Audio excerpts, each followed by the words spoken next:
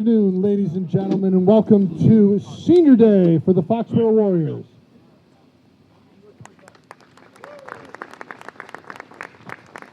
We'd now like to announce our seniors, starting with number 13, Aiden Stowe. Aiden is a 4-year varsity starter and has been playing baseball for 12 years. He played for the GBG Northeast for 8 years, along with Foxborough Spring and Summer Baseball. His favorite baseball memories, last year's state tournament run and post-game dinners with the team. Aiden will attend UMass Amherst in the fall to study finance and play baseball. Aiden is accompanied by his parents, Annie and Chris, along with his sister, Emily, and his brother, Owen.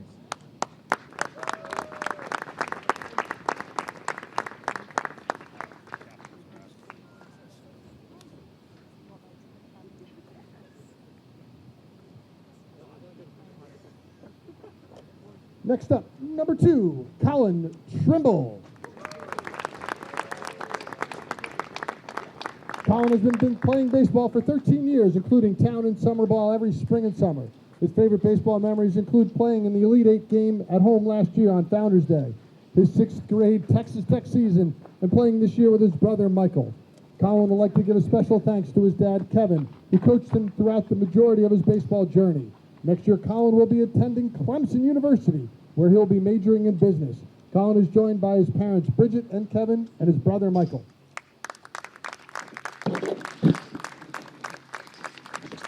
Next up for the Warriors, number 7, Harrison Lamson.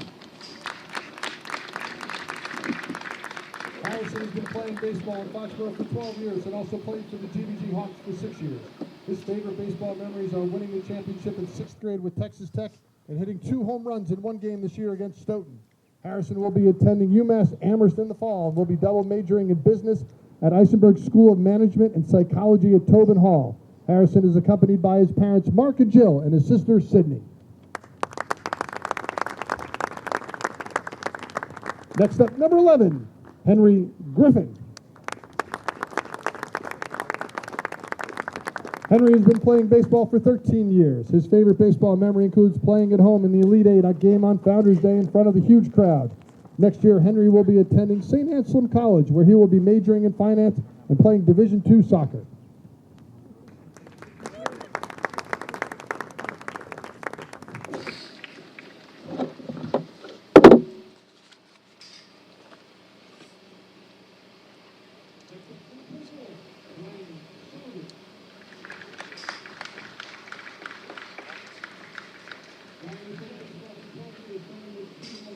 To Foxborough Little League and travel ball and club baseball with the Plumpton Crush.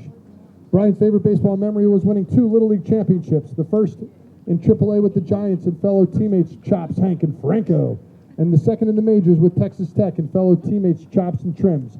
Next year, Brian will be attending the College of the Holy Cross to study accounting. Brian is accompanied by his parents, Sean and Amy, as well as his older brother, Matt.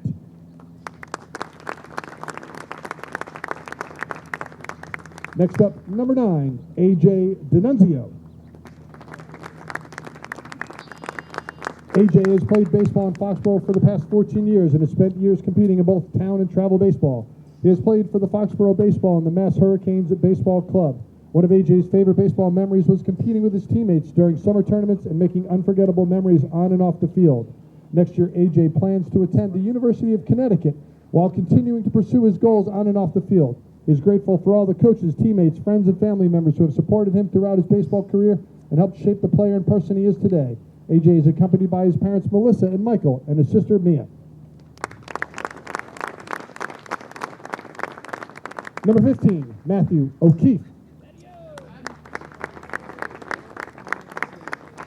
Matthew is a 4-year varsity player who's been playing baseball for as long as he can remember. Matthew's favorite memories are sweeping Canton this season and winning his first hard hat against Sharon his sophomore year. Matthew plans to pursue a career in the trades. Matthew is accompanied by his parents, Jody and Michael.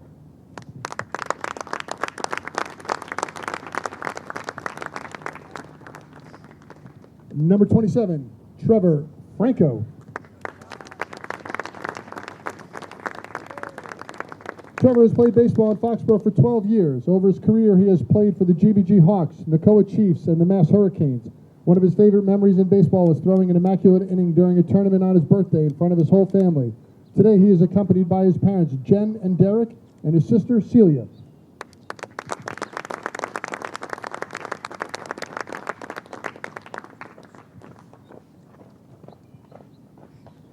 And finally, number 18, Paul Moran, Jr. Paul has been playing baseball since he was a little kid. He's been playing for the town of Foxborough for 10 years. His favorite memory was when he hit his first Grand Slam in his summer tournament. Paul will be training to be a firefighter. He's accompanied by his parent, Paul Sr., and his mom, Laura, and his brother, Anthony.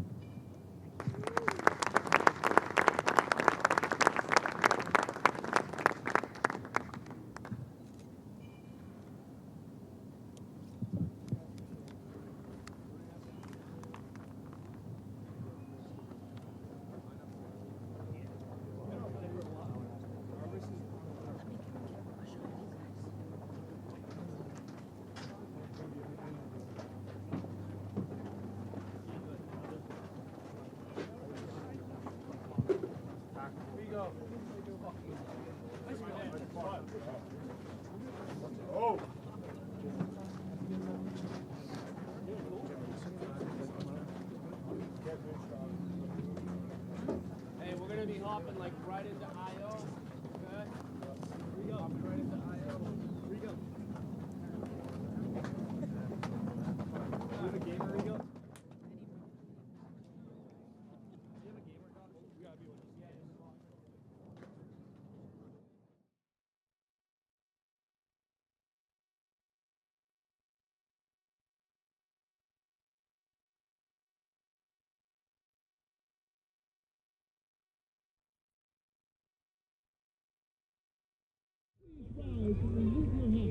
For the playing of our national anthem in center field.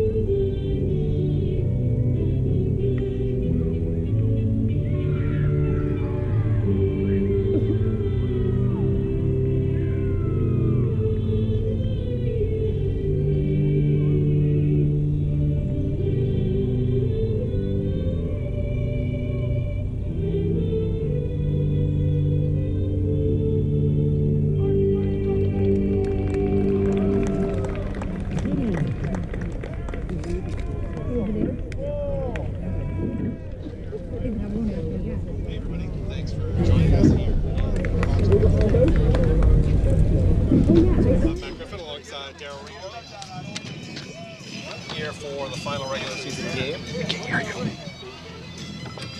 Yeah, Mike, I'm not sure I can hear it. What up, dude? What up? Welcome everybody to Foxborough Warrior Baseball for the last regular season game here in Foxborough. We have the Foxborough Warriors sitting at 6-13 against the Seekonk Warriors sitting at 12-7. We'll have Aiden Stowe, starting pitcher for Foxborough. Prior to the game, the Foxborough seniors were honored with their senior day activities.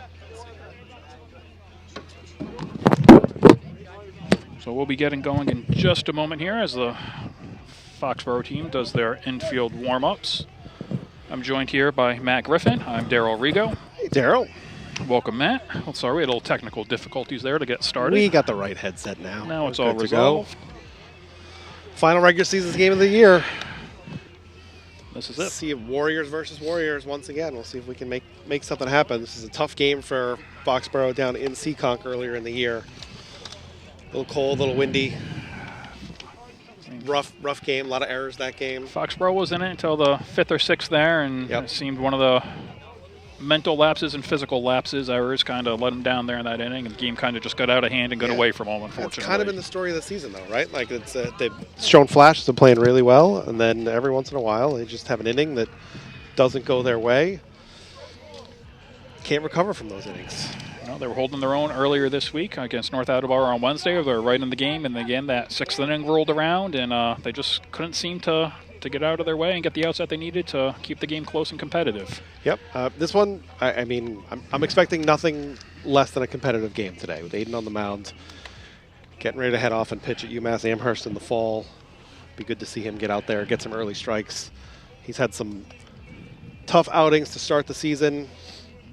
Early innings, not necessarily getting the calls that he's looking for around the plate, but look good, but the pitch count seems to get high very quickly, unfortunately. So hopefully today, weather's great here for baseball. Perfect day. Little overcast, little cool, little breeze. Yep. So hopefully, Aiden Stowe is senior captain, potentially his last game, as Foxborough is sitting at 35 in the Division III playoffs, and unfortunately top 32 make it, so it's going to be a tough climb and need a lot of help for them to get into that tournament. We need a lot of luck, but more than anything today, we need a win. We need to come away with a victory here with some solid play from the Foxborough Warriors. On the last day, senior-heavy lineup. Today's the last day for the seniors for school. They had their parade around the Common today. Packed into as many vehicles as they could, balloons, streamers, kids yelling, kids crying. Hanging out of cars, Jeeps, back of pickup trucks. Yep. We had one Jeep with 13 boys in it. There you go. So all right, they made it work. Looks like we're about to get underway here. Number 15, Borges, is the leadoff hitter for Seekonk Warriors. And hopefully we don't get too confusing with Warriors versus Warriors, so we'll try and watch ourselves today and keep that in mind. As Stowe starts off with ball one, a little bit low and in the dirt.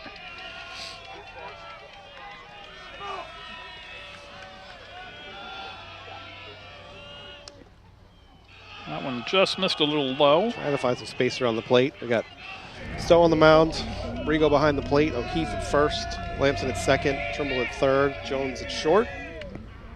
Finds a strike there. We got Griffin, Hardiman, and Moran in the outfield. This has been pretty much the starting lineup all year. Pretty consistent. They seem to find the groove. The DH has moved around a little bit. Stowe evens the count up at 2-2. Yeah, Mulkern's been good in the DH spot so far, the last 5 or 6 games that he's been in there. It's also nice getting that lefty bat in the lineup on that swinging third strike. In the dirt, Rigo went for the tag there, missed it, makes the throw to first, easily over the runner for the first out. You only get one shot at that tag behind the plate. After that, you got to get rid of it.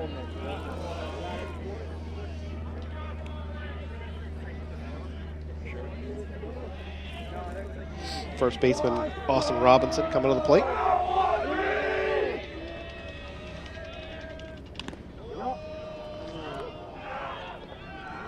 So starts him with the fastball, misses for ball one. And if you do want to see any of those pregame festivities honoring the 9 Foxborough seniors, Foxboro Cable Access did have the cameras rolling for the announcement, so go take a look at their social media or on their website. Yeah, that was fun. You got to participate in that, Matt. I did, yep. Henry's off to St. Anselm's in New Hampshire to play soccer in the fall. This is our 3rd senior night, so we got through soccer, basketball, and now baseball. Is that it now? That's Besides it. the last couple activities to wrap That's up it. the year? That's it. They all run a little differently, but it's nice when Cable Access is able to show up and take care of that, as Aiden takes care of Robinson with that strikeout. So it looks like Stills has the groove right off the bat there with 2 quick strikeouts, both swinging.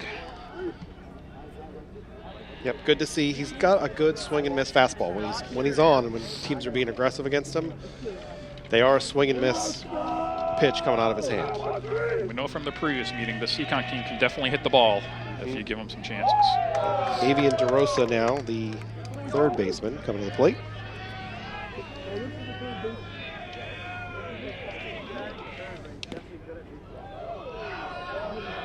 Missed a little low potentially from I don't know. angle. Yeah, I don't know where he missed on that one, but Anthony made it look good behind the plate, that's for sure.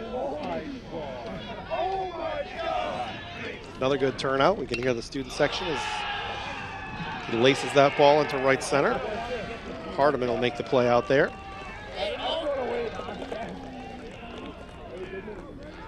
Nick Hardiman, one of the 3 underclassmen in this starting lineup, alongside Rigo and Jones. So those are the only returning 3 position players for next season. The rest are starting seniors, majority of them captains. It's going to be a lot of work. So I know they've gotten some of the sophomores and juniors some sporadic playing time throughout the season at different positions, and some at-bats throughout the season. This brings up number 35, McBride, for Seekonk. Ooh, late jump, but the pitch skips off. So DeRosa gets second base on the steal as the ball gets away from Rigo as it popped out of his mitt. Oh, that's frustrating. They had him.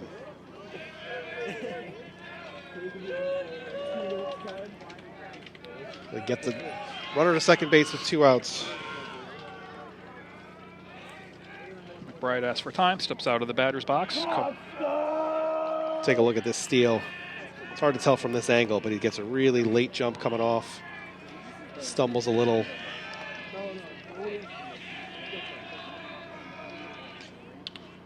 Any pitch that he gets cleanly right there, he's throwing them out. He's had a pretty good season throwing kids out. He's gotten progressively better as the season goes on. I think it took him a couple weeks to get comfortable and know the pitchers and mechanics and get back to his fundamentals behind the plate as well. Combination of that is the pitchers aren't necessarily all as equally skilled at holding runners. We've talked about it all year, but it's been a tough Hockomock league. Every game is a challenge. There's not a cupcake game in the schedule. There's a stretch there. It looked like every team was running on curveballs and off-speed pitches. Right. There wasn't a whole lot of chance to get them, even if you caught it cleanly. No. That's also some of the challenge, too. I mean, Anthony's a younger catcher. The coaches call the pitches from the dugout, relay them into him. So he doesn't have necessarily full control over the game situation from there. He's just got to execute as best as he can. So Grigo and Stowe were both a little surprised that wasn't called a strike there. Evens up the count at 2-2 on McBride. That would have been a head tap in Major League Baseball right there. I mean, we do have replays with Foxboro Cable Access, but I believe they're unofficial for high school athletics. I'm not sure that we can influence the game that way, but we can certainly call it the way we see it. We do have a monitor that they could, take a peek at. And he swings through that pitch, so Enrico overshoots the third baseman to try and get it to Trimble, and luckily Henry Griffin's there to pick up the overthrow. So 3 strikeouts for Stowe to start the inning with the single mixed in there. Great pitch here to get the final strikeout. Nice fastball up and in. No way he was catching up to that. So it's rarely clean, but the Foxborough Warriors, see, I caught myself, do get out of that one. I have a feeling we'll be doing that most of the game and trying to correct each other or correct ourselves. You know what's not going to help either? The fact that both teams are wearing white uniforms. White pinstripes at that. One just has a powder blue and the other is the navy blue. Yeah. So not great planning on the teams today, in my opinion. I like our uniforms better. I'm going to take whatever bias that is, I'm going to take it. Rather than the UNC look that Seekonk is sporting here today. Being senior night here in Foxborough this afternoon, we have a great student turnout down the left field fence, along with some parents and extended family to come out and celebrate the seniors' potential last game this season in their high school career. All the way down, plus we also have the softball varsity game going on in the other field. Which I don't remember ever seeing 2 home games at the same time. It doesn't happen too often. Once or twice a season at most. So if there's any stoppage in play, we could be getting some foul balls from the softball field over and towards center or left field, potentially. I'm sure Hardiman will keep an eye out for that. So we almost need a ball boy or a ball girl out there today. I think that's Nick's job out there in center field. Unfortunately, I think he's also double duty as the ball boy. So Foxborough sticking with the same batting order they've had the last couple of games. We got Rigo leading off, the catcher. We have Stowe in the 2-hole pitching today. And then Hardiman, the center fielder, hitting 3 today. We need everybody to hit today, up and down the lineup. It's been mixed for the last few games. It's almost hot or cold. It's everyone's hitting or nobody's hitting. It's not either one individual player. It's all as a whole team, it seems like.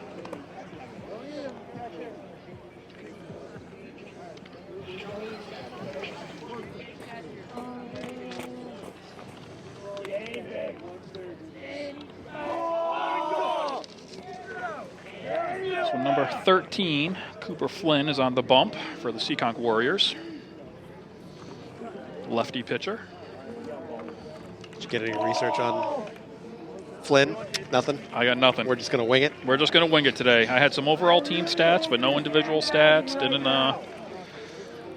Really wasn't sure who was going to be hopping on the mics today. And it seems they liked the first couple of games we did, so we got paired up again for the potential last home game of the season. So I got a text, I think, this morning saying, hey, are you around to do the game this afternoon? So that's how it goes with high school boys. There's not a lot of advanced planning going on in their heads at any given moment. It's pretty fun, though. It's a nice vantage point. We got the replays first, and nobody jumps in front of us. Nope. Foul balls haven't come our way yet the first couple times we did it, so we are kind of just down the third baseline, just past the bag a little bit. So Seekonk looks like they're ready to go. Rigo's getting ready to step in again with that towel sticking out of his pocket again, even on a nice day. We got Flynn on the hill, McBride behind the plate, Robinson at first.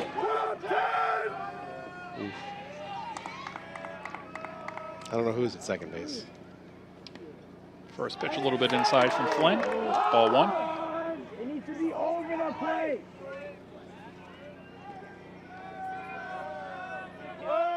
We'll get there. We'll figure it out. We'll get there. We'll see how they make plays.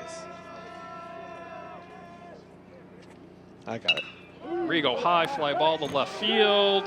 Plenty of time to camp underneath it. Routine fly. Right to Aruda. Good aggressive swing from Rigo on that pitch. Just got under it a little bit. I got the rest of the lineup now. Now I know where I'm looking. Cabrera at second. DeRosa at third. Borges at short.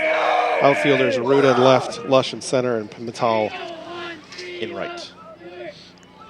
Aiden Stowe, senior captain, who's also pitching today, steps in.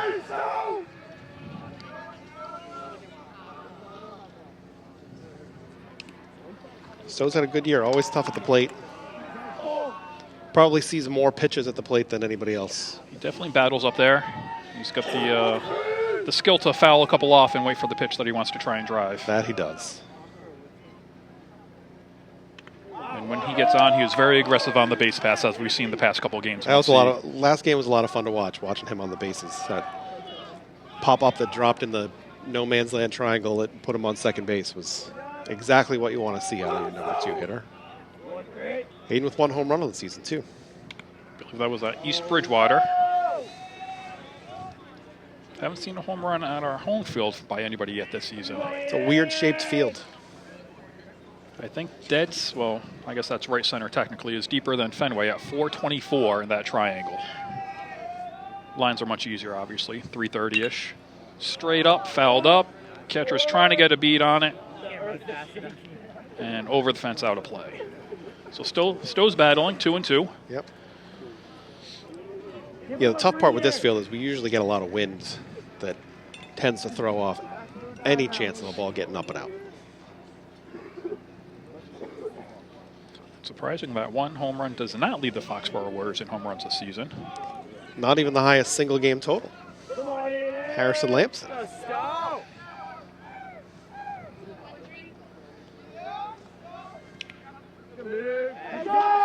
Catcher tried to frame/receive that one a little bit too much and squeaked by him. I believe they call it receiving now. Back when we were playing, they called it framing, I believe. Yeah. Or, just catching it. That's all you got to do. Trying to help your pitcher out, steal a strike here or there throughout the game. A little off-speed pitch. Stowe's a little off in front, but again, gets a piece of it. Full count. 1 out. First softball into center field. Good hustle there. One of the Foxborough softball players sprints on the field and off the field and didn't even interrupt our game. Nope.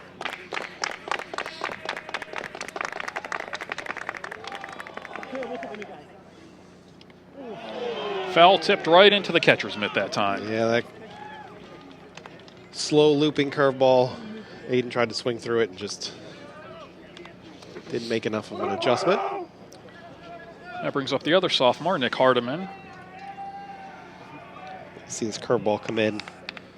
Lefty looks good coming in, breaks just enough right at the end there for Aiden to not be able to. You get a small piece of it, but not enough. So Hardiman, center fielder, steps in. He's a sophomore. A little 2-out rally here. Hardiman's been swinging a pretty good bat. I believe he had a 10 or 11 game hitting streak in the middle of the season here as he swings through the first pitch. Yeah, the first few games, it looked like he was maybe a bit tentative going up to the plate, and then once he figured out how to make really solid contact, he's been hitting the ball hard on the screws just about every time he gets up. Even his outs have been hit hard. Yeah.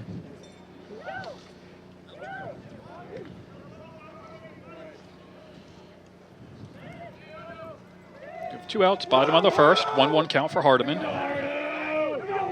Flynn gets the sign.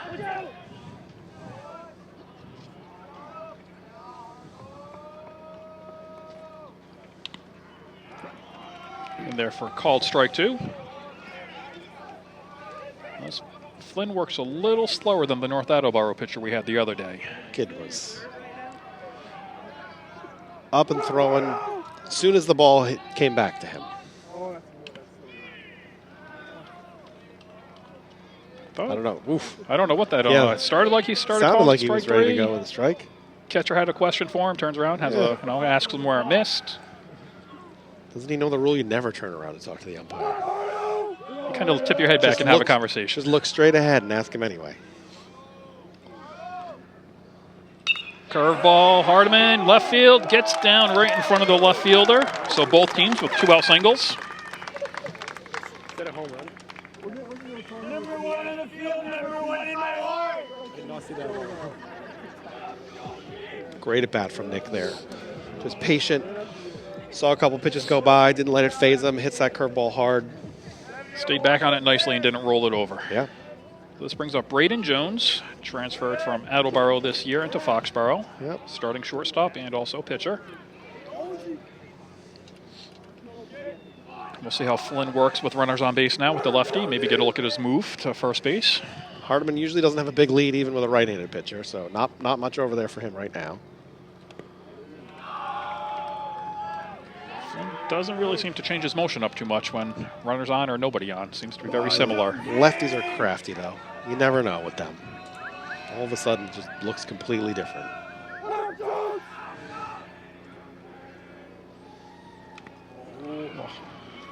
Jones chases that high fastball. Can't catch up to it.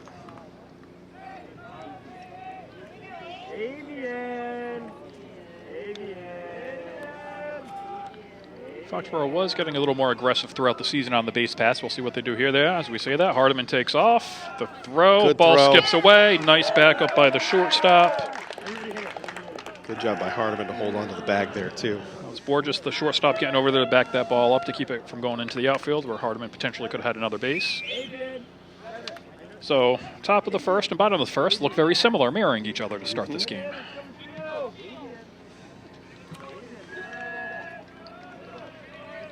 That happens more often than you would think it would.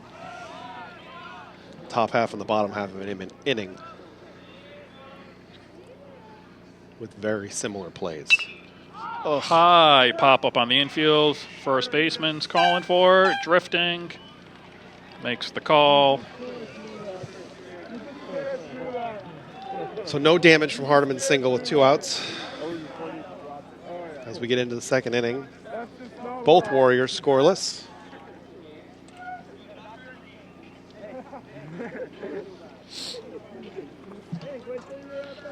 Stowe will come back out for another inning. Only 16 pitches in that first inning, so With good, 3 strikeouts, so good, that's a good efficient inning for him. It looks like we have a few more reserves and substitutes on the bench today, as both the freshman and JV seasons have now come to, they're done. to an end.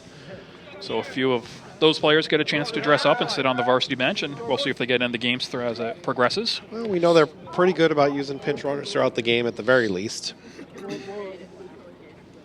Good way to get oriented to the speed and power of the varsity game versus what they're seeing at the JV and freshman levels.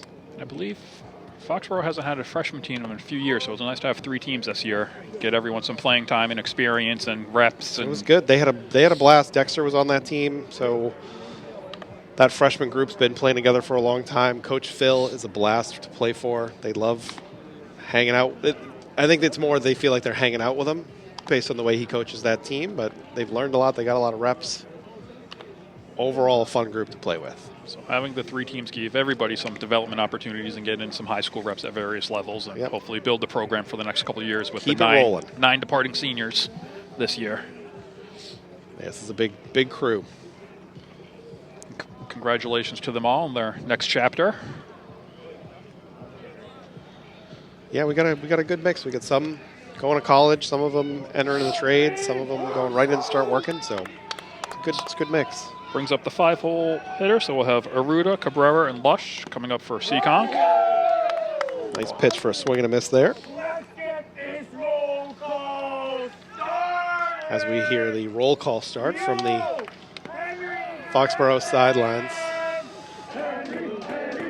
Big turnout today.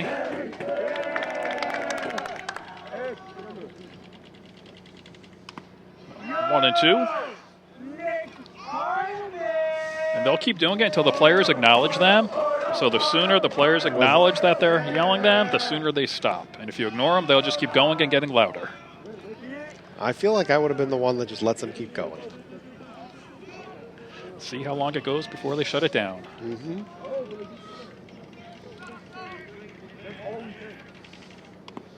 A little low. Still had a couple Just missed on that. swing and misses on those in the first inning. But also a couple of times now, the umpires look like he's wanted to throw a strike in there and has held back.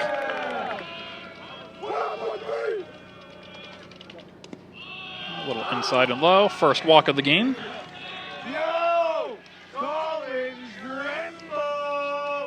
The student section has made their way through the outfield. Now they're starting on the infielders. Kicking things off with Colin Trimble. So leadoff walk to start the top of the second. Brings up Cabrera.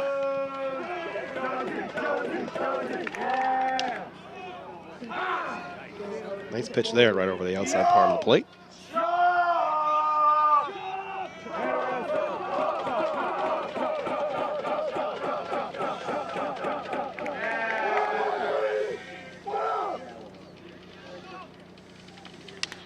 Solid line drive right past the shortstop into left. Griffin to a knee. Still squirts just a couple feet by him.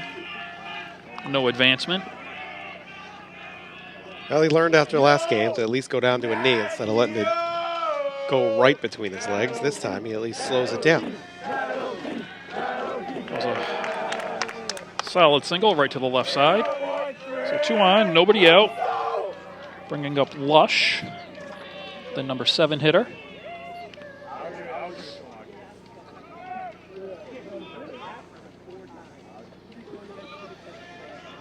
So the Seekonk lineup hits for contact up and down the whole lineup. There's really no easy outs, as they say in baseball. Yep. Hit for contact. We know they're aggressive on the bases. We saw that in the first game. Aiden's just going to stay in control out there, make the base runners do what he wants, and control the game on his terms. Trust that defense behind you. They've been getting better all season long. High pop. Rigo's trying to spot it way out of play. Over the fence, into the trees. Baseball graveyard. Yeah, there's a few fans that are going to take a stab at going in there and trying to find it, and hopefully to come out with something more than poison ivy or poison oak or prickers.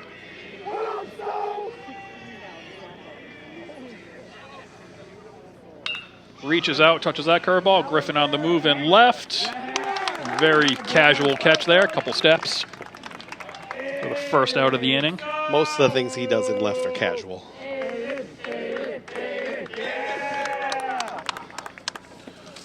So that's the first out of the inning. No advancements by the runners, so first and second.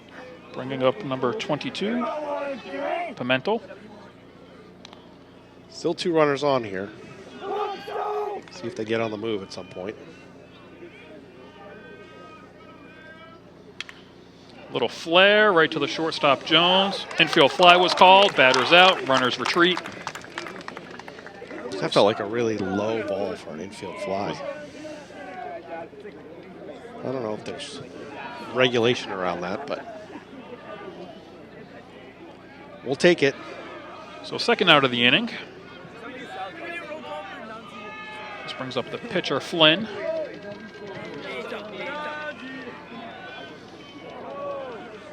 Lamson was trying to hold the runner close to second and realized Flynn's a lefty batter as well and adjust to get back over there, cover the hole.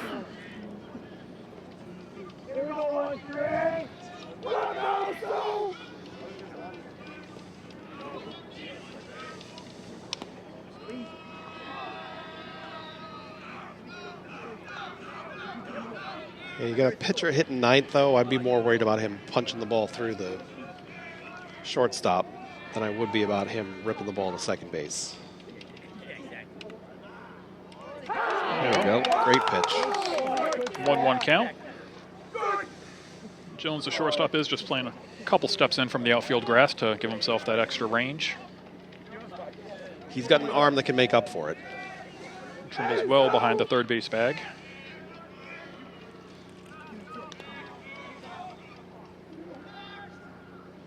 Time called to reset. Flynn wants to gather himself. Or just throw Aiden off a little bit. The gamesmanship within the game. See, the umpire does that thing with his hands. It looks like he's getting ready to call a strike, and he just doesn't. That ball was definitely in the dirt. And still couldn't tell if he was going to make a motion one way or the other.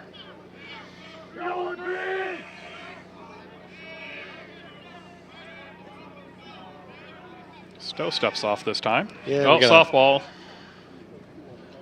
Nick Hardiman doing his ball boy duties.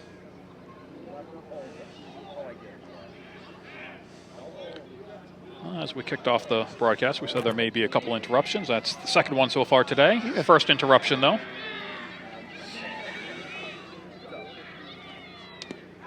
Fastball.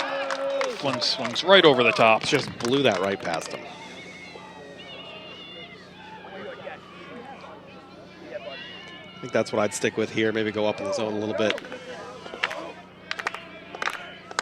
Runners can get pretty good leads here. 2 outs. No one's being held on, obviously. Strike three. Looking.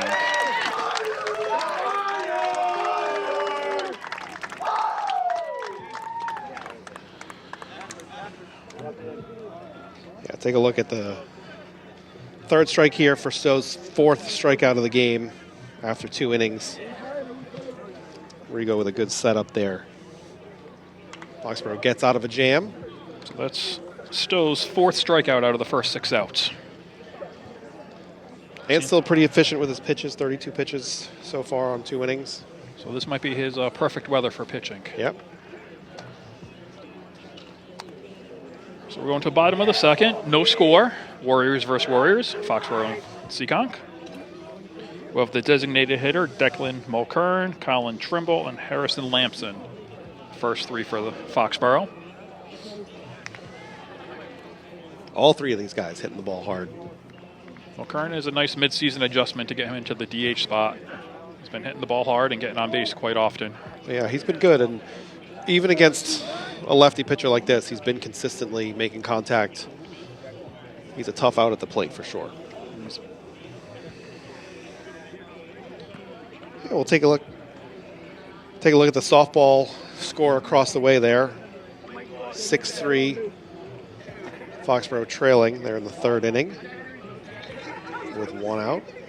Try to keep an eye on that throughout the game. I can even see it from here if I angle myself around the student section. Darryl just offered me his glasses, which fortunately I don't need right now. These are Amazon special cheaters, only 2-time magnifiers. Okay. You know. So whatever gets it done for you. Just enough to see something. Softball team's been having a good year this year. They have been on a hot streak recently. Yep.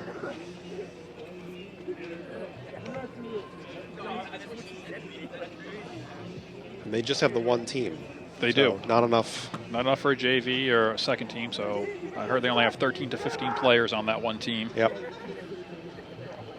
But they managed to come together pretty nicely. After losing, I think, 4 or 5 seniors last year, maybe more.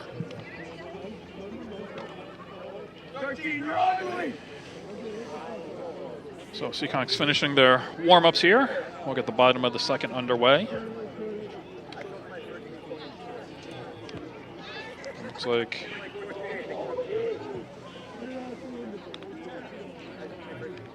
Seekonk's catcher is not doing the looping throws as we saw a few games ago. No, he knows how to warm up. Knows what it takes. A couple.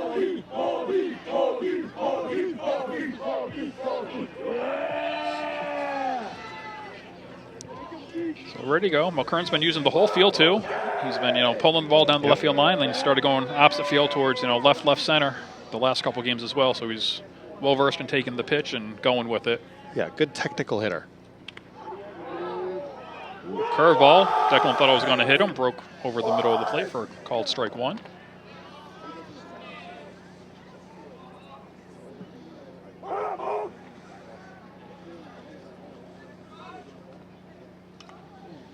Fouled away to the top of the backstop. That backstop's a long way back. The on-deck hitter is also the ball boy, so any foul balls back there is on the on-deck hitter to go and retrieve and get out of the way. Gotta figure coach's kids are almost old enough to become ball boys for this team. And off-speed pitch had Mulkern a little bit out in front for swinging third strike.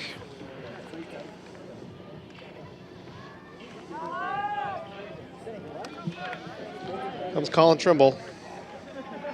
Senior captain again. He's headed off to Clemson in the fall.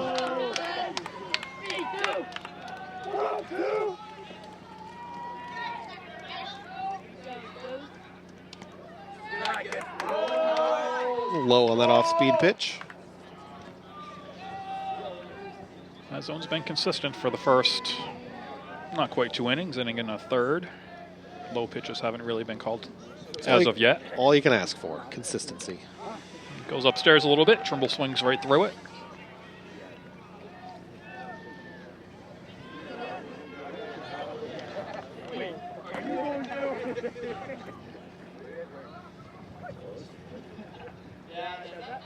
Flynn is very deliberate on the mound. Definitely takes his time. Fell just out of the catcher's mitt. Catcher's a little upset with himself that he didn't hang on to that one. Wasn't really going to matter anyway.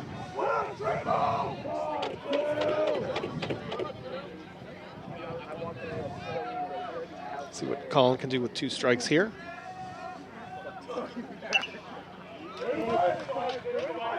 Fouled straight back over the backstop, and there's a conglomerate of younger fans as well that are all racing for that one. I didn't even see the fans on that side of the dugout. It's half the fun of going to a baseball game when you're that little is chasing down foul balls.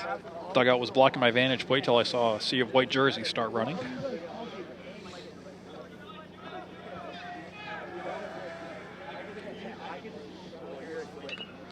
Trimble right off the end of the bat. Flynn off the mound. He's safe. That was a great pick by the first baseman to keep that ball from going down any farther and holding Trimble at first base. Nice play by the pitcher, too. It's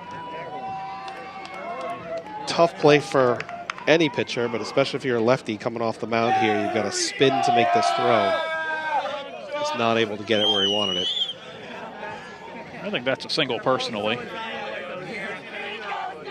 Well, I'm willing to give him a single. Let's see what they gave him in the book. It's officially a single.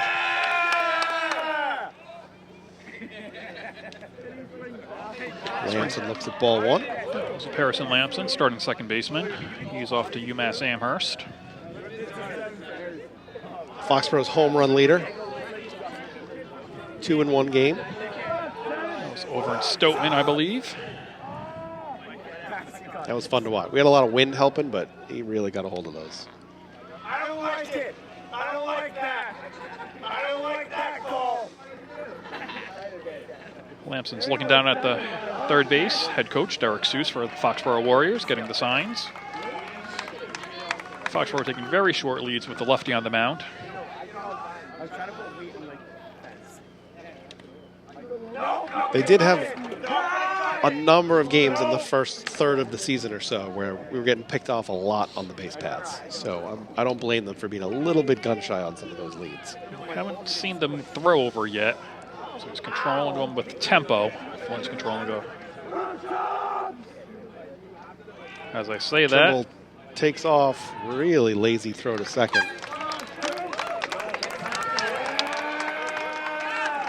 Trimble in easily, even without a good jump.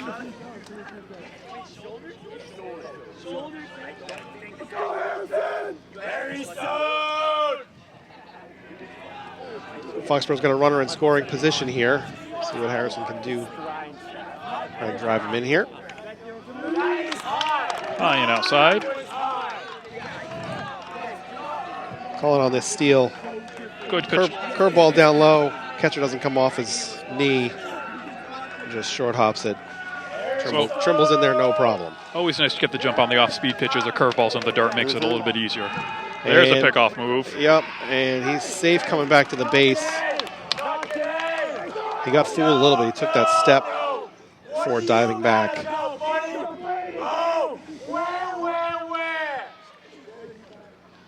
it's the first pickoff attempt we've seen. It was at second base, set play. He was bound to try and pick somebody off eventually.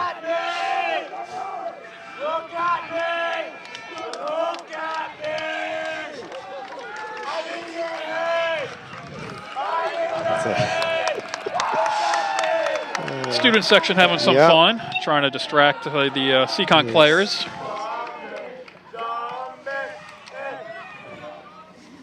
Yeah, we'll see. Flynn freezes him, spins back. Colin was fooled, but that ball was on the ground. He dove into the front side of the bag. Second base was holding it to the back side. And the umpire was in good position. Ball 4 high. Lamson draws, works the walk after a couple foul balls. Yep. Sending the sometimes shirtless student section into a frenzy. So 1 out, first and second for the Foxborough Warriors. Bring it up, Matt O'Keefe. Senior captain as well. I don't have stats in front of me, but it feels like O'Keefe is due for him. He's due. He was hot in the middle of the season, cooled off the last week or two, so it seems like he's ready to get on a hot streak again. Today's the day for it. Especially against the lefty. Give him a good look at the ball. When Matt was on, he was taking the ball to right field quite a bit. And there's a lot of room. Looks like they're shading him to pull the ball a little bit as a right fielder takes a few more steps towards center. Just looking at him, you'd think he's going to pull the ball. But he loves to shoot the ball the other way.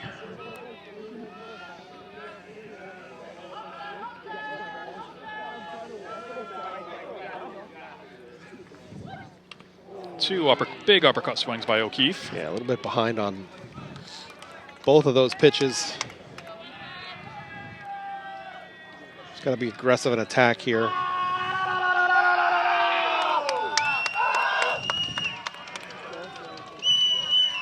With 1 out, his goal is to get the ball to that right side of the field, whether that's infield or outfield.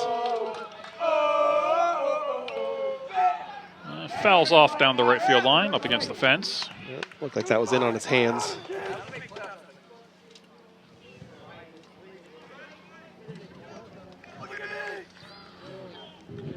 So Foxborough making Flynn work a little bit more this inning. Yeah.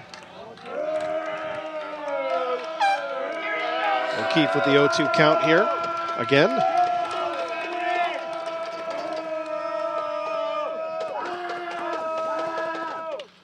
Fouls another one off. Lamson over there on first trying to fire up the student section.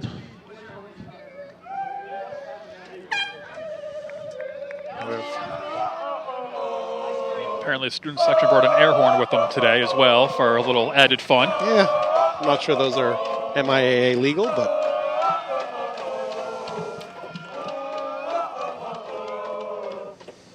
slow curveball. Another foul ball. Just gets a piece. And Matt's seen the full repertoire of Flynn's pitches now. Yep. Now we just got to pick one out and drive it.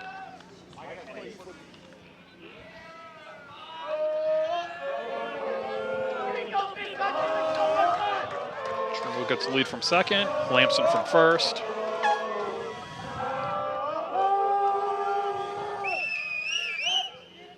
Slow curveball, ground ball right side. It's a tough spot. We don't need the double play here. O'Keefe's got to hustle.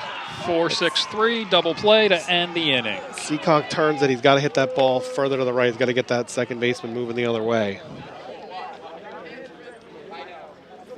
Foxborough strands 2. Keep it 0-0 going into the third inning.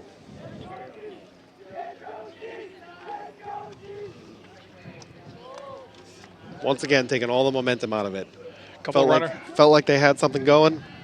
Those double plays are killers. We saw some unusual double plays last time out. We did. The 5 unassisted double play was one. And we saw the outfield? Was it 7? There was another one that you don't see every day. Is it the 7-4? One of those. Yep. So a couple unusual double plays. That was your traditional double play. Good turn up the middle. The Seekonk team's been good defensively both times we've played them so far. Foxborough's got to be a little bit more aggressive at the plate. Move some guys around.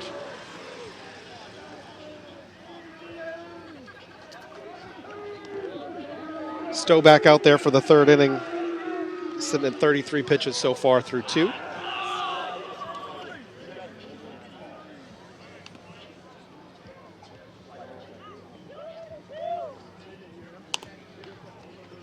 We're back to the top of the order for Seekonk to start the third inning. We'll have Borges, Robinson, and DeRosa. Yep. 3 strikeouts last time up. Easy to pay attention to. DeRosa mixed in the single.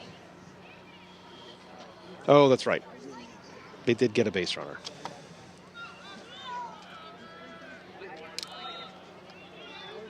Our stat guys are getting better this game. Trying. No raise, though.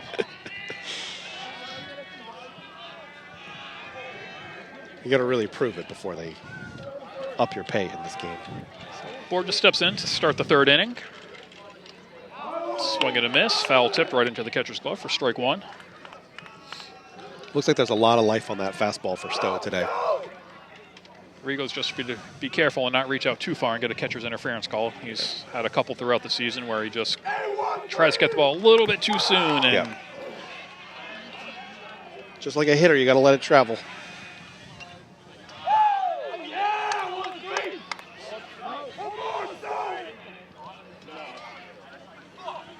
So 1-2. Crowd seems to be getting bigger or more condensed. I can't tell which. Yeah. Ground ball right at the shortstop, Jones. Nice hop for him right to his chest. Strong throw to O'Keefe at first.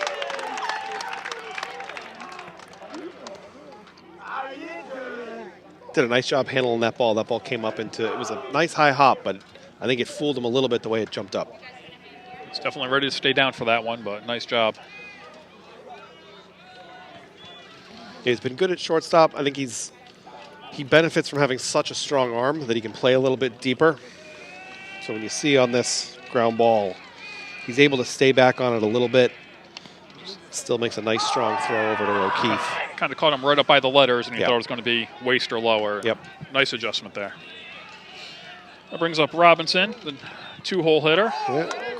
Quick 2 strikes on him.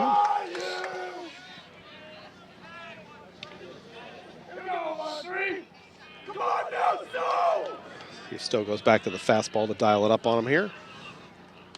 And gets him to swing through the curveball instead. Strikeout number 5 for Aiden Stowe. 4 of those were swinging.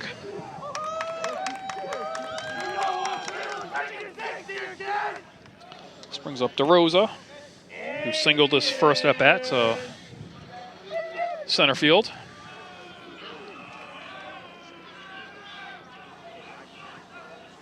Gets stranded on second base after a stolen base in the first inning. Yeah, he's got a good compact swing, allows him to catch up to Aiden's fastball. See if Stowe changes his approach at all this at bat. behind 3-0 now. Asks for a new ball after that one was in the dirt a few times. I'm sure it'll go back in play sooner than later with all the foul balls around here. It's not like Major League Baseball where they throw them out. We'll take baseballs from wherever we can find them. Get the strike right at the bottom of the zone there.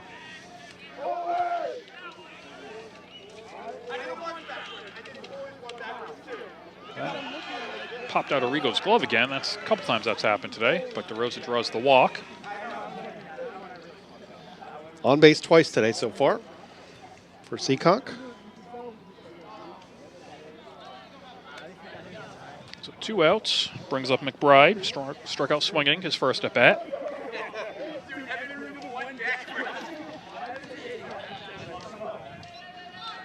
Two down here in the third. Seekonk's been aggressive on the bases. Opt not to go as Aiden gets strike one there.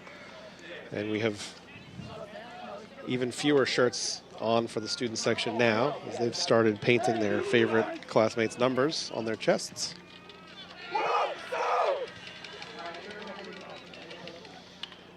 Another ground ball, foul outside of first. Stowe's mixing up his pace a little bit here to keep the runners honest. Try and hold them closer to the bag. It's been good student support for the baseball team this year, but more than that, it's been great support for these seniors all year round, no matter what sport they were in. They were all showing up for each other. There goes DeRosa, strong throw. Oh, Rigo hits the runner in the back. Student sections want backyard rules on this, saying, you know, if you get pegged, you're out. Unfortunately, that's not how the high school rules. No, it doesn't. Take a look here. Rigo gets the throw off. Just tails on him a little bit to the right. He didn't quite get his feet set the way he wanted to, and hits the runner as he comes through.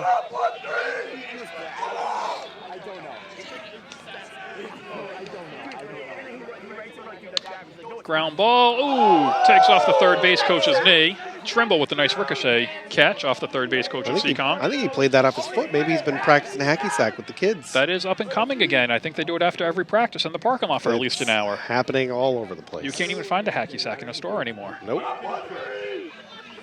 Had to get your orders in earlier. Start knitting your own. They have team pages just for hacky sack now. That's ground ball. Hard ground shot. ball underneath Trimble's glove. They're going to send the runner. We'll see if Griffin can come up with a throw here. Not going to be in time. Rigo will come get it. So it's a 2-out single to score the first run of the game for Seekonk. Right underneath Collins' glove. Hard hit ball down the line. We'll get a courtesy runner for the catcher at first base.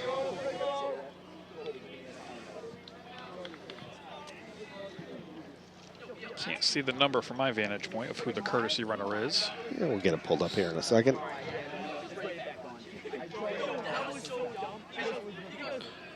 Brown's the courtesy runner. This brings up Aruda, who walked his first at bat.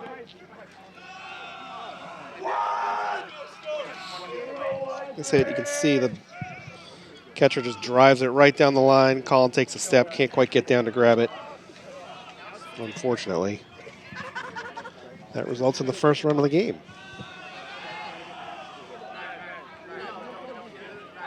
Two quick balls here for Stowe.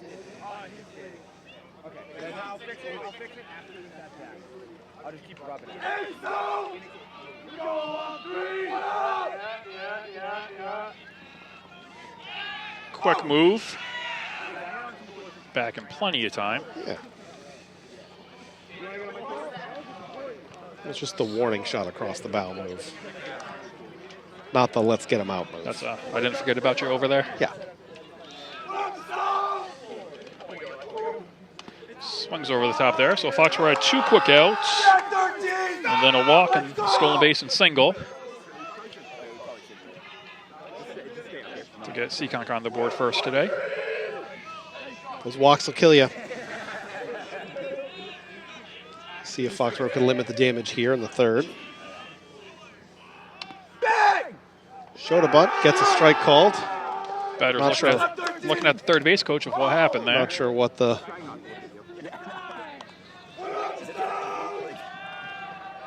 count's even at 2-2 now.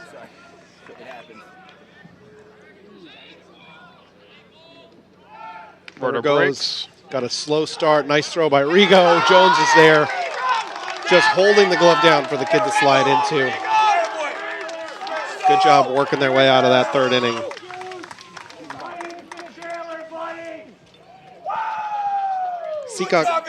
Seekonk team's been aggressive, but haven't gotten great jumps off of Stowe's move.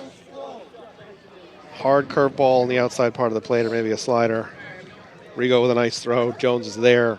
Plenty of time. Just let him slide right into you. He was waiting for him. Yep. Those always feel good as a catcher. Feels like everything's going the right way. We just hope the runner doesn't jump over the tag or do a swim move or something crazy or try something, and the fielder hangs on to the ball. At that point, you've done all you can do. Put the ball right where it's supposed to go. Sounds like speaking as a former catcher. Yep. Let's go, Henry! Yeah, Hank! All right, so we'll have Henry Griffin coming to the plate for his first bat of the game, and back to the top of the order, Rigo and Stowe. Yes! Griffin showing a little love to the student section. Always. So Seekonk took the lead, top of the third, 1-0. We have some fat heads of the players walking around. We have student sections with no shirts on and up on shoulders. Just having a good time this afternoon. That's the way it's supposed to be. Head coach acknowledges the student section. Yeah, I'll take a look. We can see they're doing the strikeout count for Aiden. Evan Vieira on top of Ryan Foley's shoulders, supporting, looks like Henry's number on Evan's chest and Aiden's number on Ryan's, maybe.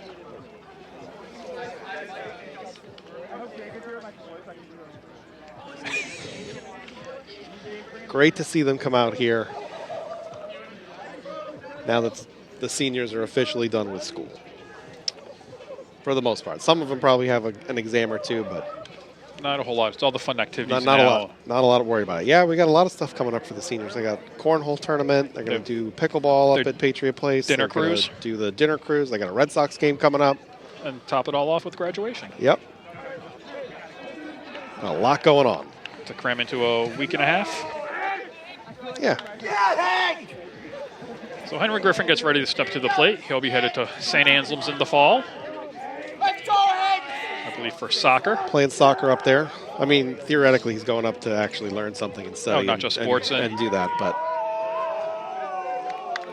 we'll see how it goes. Jumps all over the first one. Probably hung up there just a little bit too much. Easy for the center fielder to pull in.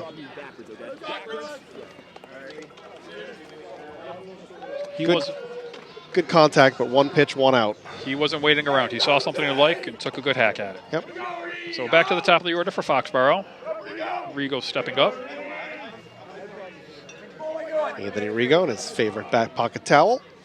And Matt, I believe you asked last time we did this if that towel gets washed. It does, actually. Good. It's good to hear.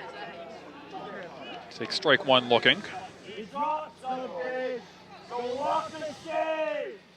One, two, three, 4, 5, 6. Good level of creativity from the student section here. They are definitely having a lot of fun this afternoon.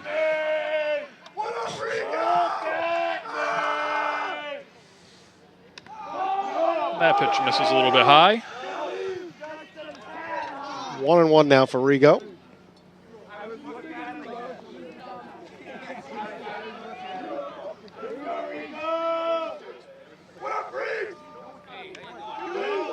Misses with ball 2.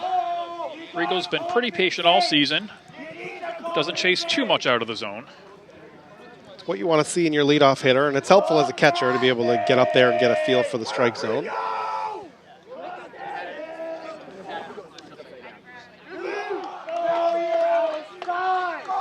Rigo gets ahead now, 3-1. Also not afraid to swing when he's ahead in the count. He'll be a free swinger.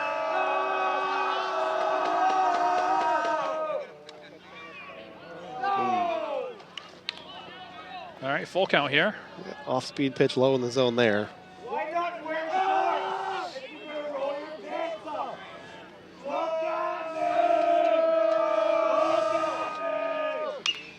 Rigo really gets a hold of that one. That's got a chance if he can get it to go a little bit. The left fielder right at the warning track makes the play. That ball, I think, was off the fence if it had got over his head. Nice play out there. That was a solid shot by Rigo. Great range by the left fielder, running backwards and making the backhand catch. Rigo's looking at his coach saying how far that went, because he had his head down and was running the bases. Nice to see a little pop out of him. He's been a contact hitter all season, so nice to see the power start to develop. Stowe gets into one, same thing, underneath it. Deep to left and gone, tie ball game. Stowe with the second home run of the season. Fan section goes crazy, team's out of the dugout. So that was a 2-out home run first pitch.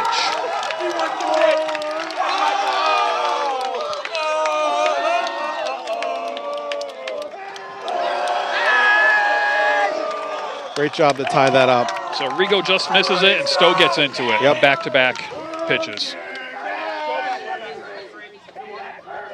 So both of Stowe's home runs this season were pulled right over the left field fences at.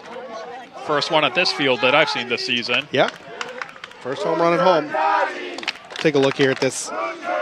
Gets that ball right on the inside part of the plate, turns on it. And I think he knew it was close. Just needed to hang up there long enough to get out and enjoy his little trot around second base in front of this home crowd. Brings up Hardiman, takes ball one inside. And I can guarantee you Hardiman is thinking about a back-to-back situation right here. Whatever his first swing is going to be, he's going to swing to put it out. He may calm down after that, but this is going to be is going to be a swing. Second time through the lineup, it looks like they're all getting good looks. Off the end of the bat into no man's land. Yeah. So left fielder was playing deep after the last two batters, and that one just dropped in front of him. Yep. That's the benefit of that good hard contact. Pushes the outfield back. It's 2 singles for Hardiman on the day, both to left field.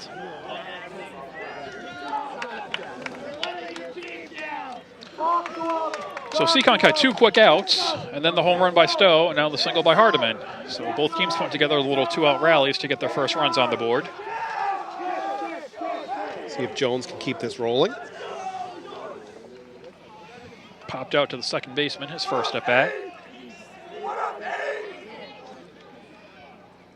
Hardiman with the short lead at first, as we've accustomed to over the season. Jones, hard swing on that one, fouled straight back. Hardiman's got some speed, so I'm not sure why the leads are so short. Not sure he's confident enough in reading the pitchers the way he'd like to.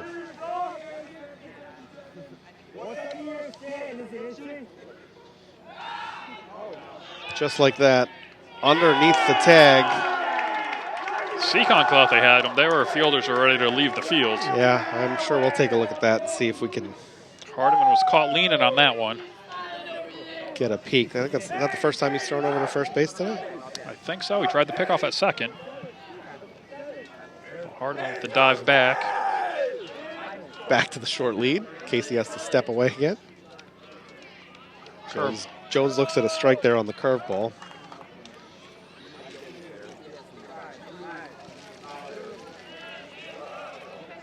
So 0-2 on Jones, 2 outs, Hardiman at first. Another big swing by Jones with 2 strikes. Stays on it, fouls it straight back.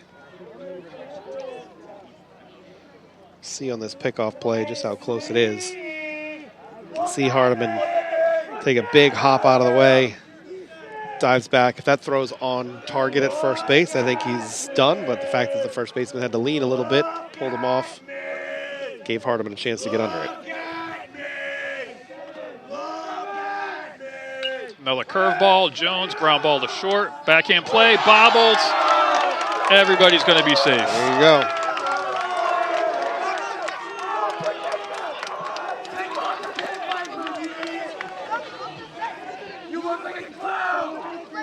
It's a tough ball to field. Both base runners do a good job of hustling to get there. Mulkern will come to the plate. So we seem to have a lot of action with 2 outs today. Yeah, it's keeping it exciting for us. Mulkern struck out swinging his first at bat. You know what I don't need today is another 3-hour and 15-minute game. I like the 1 hour game, the first hour and 10. Mulkern with the check swing, couldn't hold up. You can see on Jones's hit here, just gets on top of it. Tough spot, both infielders ranging to the middle, and had to rush to make that play from deep short. Would have been close at first if it was fielded cleanly. Yeah, didn't get a good handle on it. Slow curveball. That time, Mulkern does check his swing to even up the count at 1-1. Mulkern, the way he's turning on it, tough lefty on lefty. A little bit tough for him to pick up right now.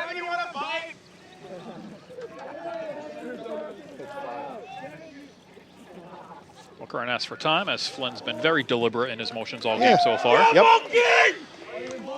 That's another thing, as a hitter, take control over that situation, get in the pitcher's head just a little bit. Make him think about his next pitch for a few more seconds. And with it being senior day, we had a little bit later start time today at 4:30 and not the normal 3:45. Give the seniors and the families a few extra minutes for those festivities. Driving all around the common, taking photos. Ended up at Payson, I'm sure. Yep.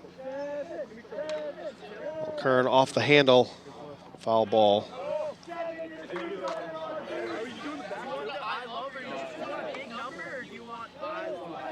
Obviously, with 2 outs, the runners are off on contact at this point. Kern in the hole, 1-2.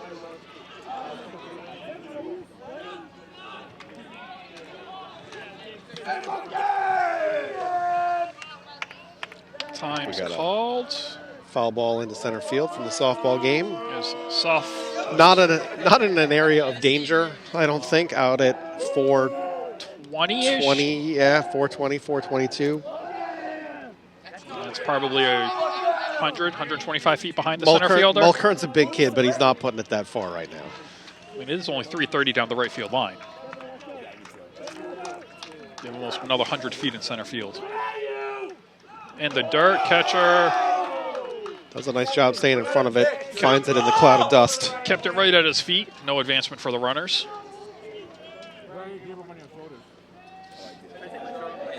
Quite a bit of room at this backstop if the ball does get by either of the catchers.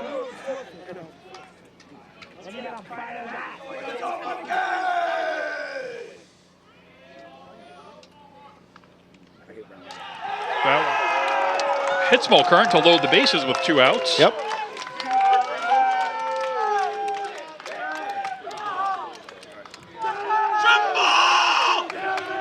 Mulkern celebrates with Coach Kaiser over at first base. Just gets this fastball inside, just rides in on him. That actually broke right into him. Yeah. Fastball with a little bit of a tail on it. Time here by Seekonk. Coach is coming out with 2 outs and the base is loaded.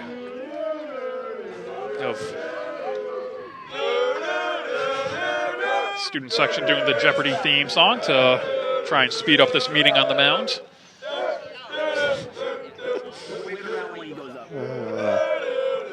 Looks like we might have a courtesy runner for Mulkern. Looks like Evan Gallagher is grabbing a helmet to go take first base in his place.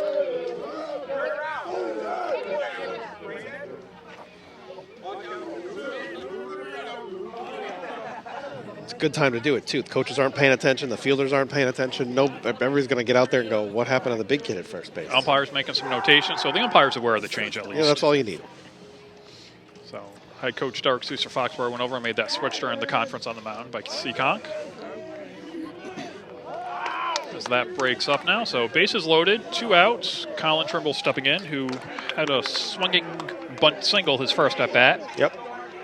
That the pitcher made a nice attempt at getting off the mound and spinning around.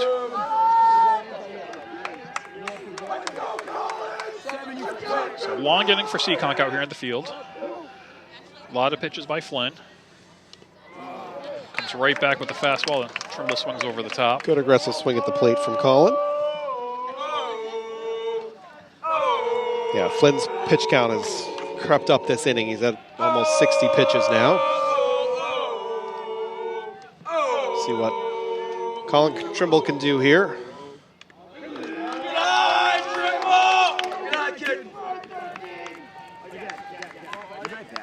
Lets that high fastball go. Looks like Flynn likes to stay arm side on the ball. It doesn't go, a couple lefties they faced over the season, they'd cut under the right-hand hitter's arms and slide in on him. Yeah. Flynn looks like he loves to stay arm side. And the ball drifts towards the left-handed batter's box. Yeah, he's got that tail on the fastball that I think plays into that. Which I don't remember Foxborough seeing yet this season. Everything else they had was coming in on their hands and jamming them up. So Trimble fouls that one away, 1-2. 1-2! Also helps when you've got a left-handed coach. So I see a lot of lefty BP. Trimble just missed on that one. So Foxborough will leave the bases loaded, but they get one on Stowe's home run to even the game at 1-1 after 3.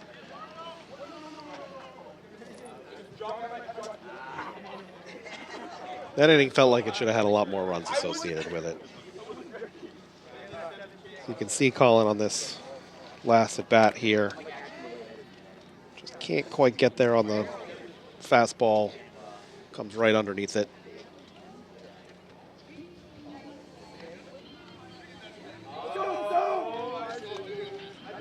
So good opportunities for both teams. Unfortunately, weren't able to cash in on them. Yep. Stowe's coming back out to start the 4th inning. A 1-1 game. Here we go, boy!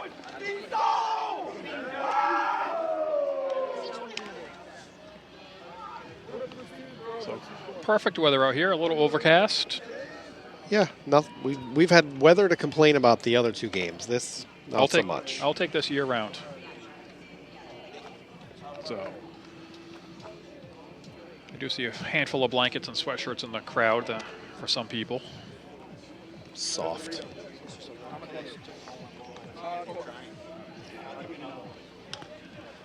it looks like they were trying to recover Stowe's home run ball. Looks like it was picked up by some kids playing in the outfield, and a trade had to happen to get the home run ball back. I was just informed of. I didn't know you needed that at this age level.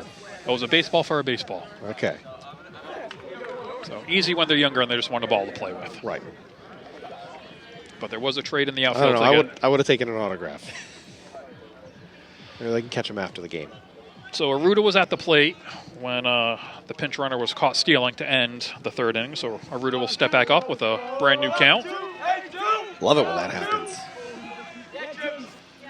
Swings right over the top of the first fastball.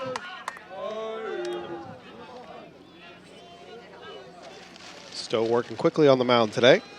Aruda's second look at Stowe today. Stowe's making his second way through the Seekonk lineup. Hey, you mad?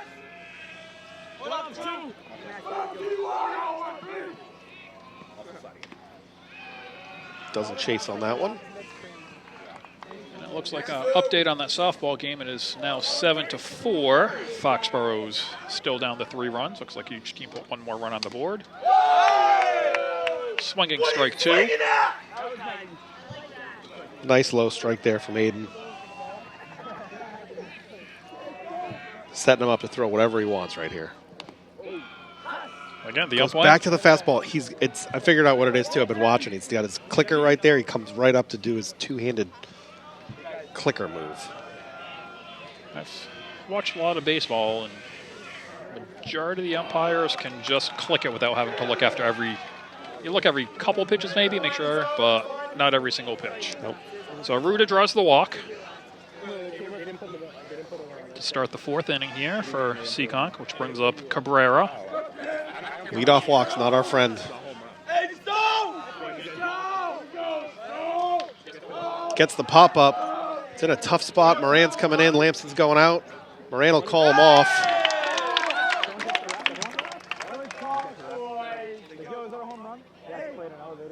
Those two, Paul Moran's had a really solid season out there in right field, making all the plays he's supposed to make. So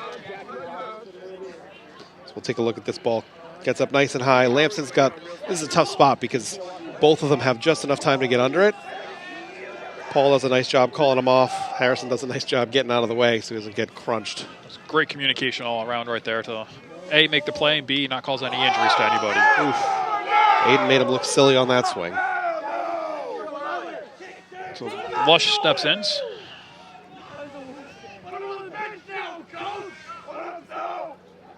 Tries the same thing. Ball skips away from Rigo.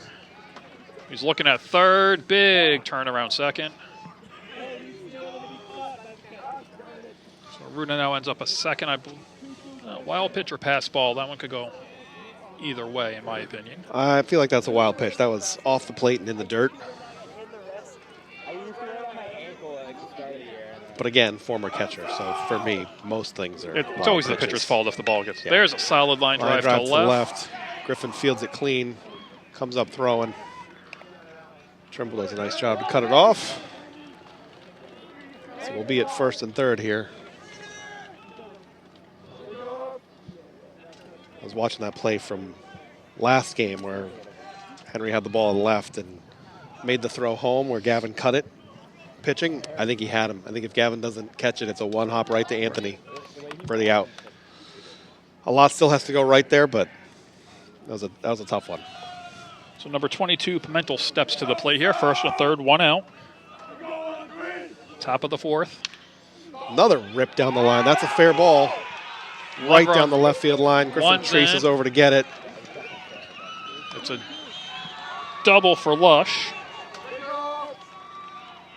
I'm sorry, Pimentel. Lush went first to third on that. Yep.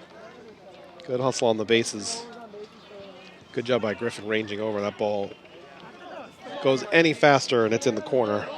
He just ropes this ball down the line.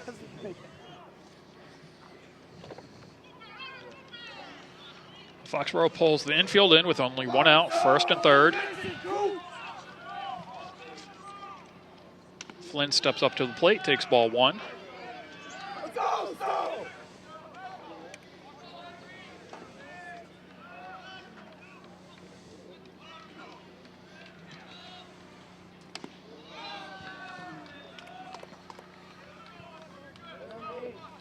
Aiden's just got to take a breath here. Focus in, maybe slow down just a hair. Find that right rhythm. Tough ball right over the infield playing in. It's going to be at least one run. They'll probably hold this kid at third. So another single there by Flynn. Yep. 22, you run like it hurts. Good job, Stone. Good job. 3-1 now.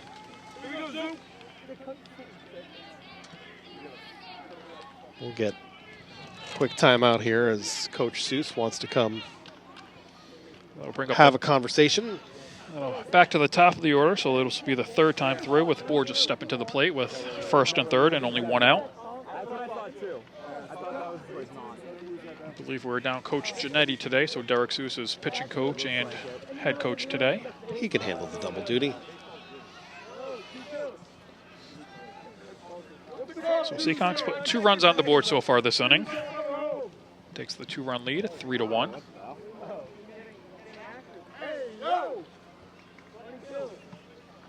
Timely hitting matters. You get runners on base, you got to keep hitting. Umpire will take an opportunity to dust off the plate during this conference.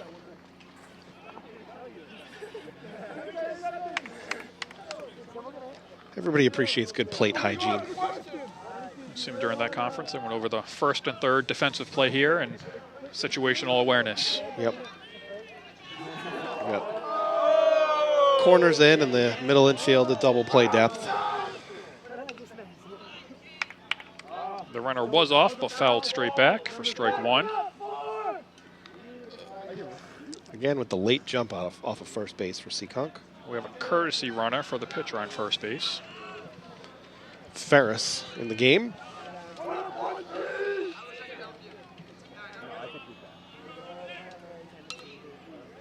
Fouled away over the Seekonk dugout to the right. So Stills quickly ahead 0-2. on Borges, who struck out his first at bat, grounded out his second appearance.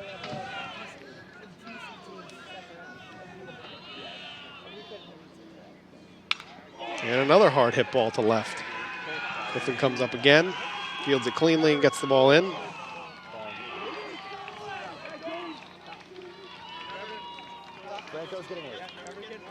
Seekonk team finding a way to just continue to pepper the ball around. As Aiden's pitch count climbs up over 70.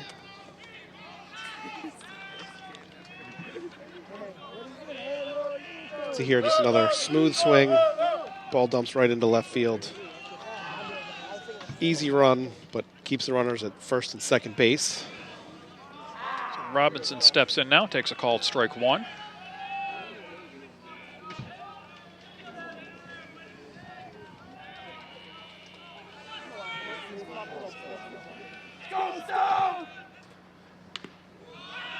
Had a little extra zip on it, misses high.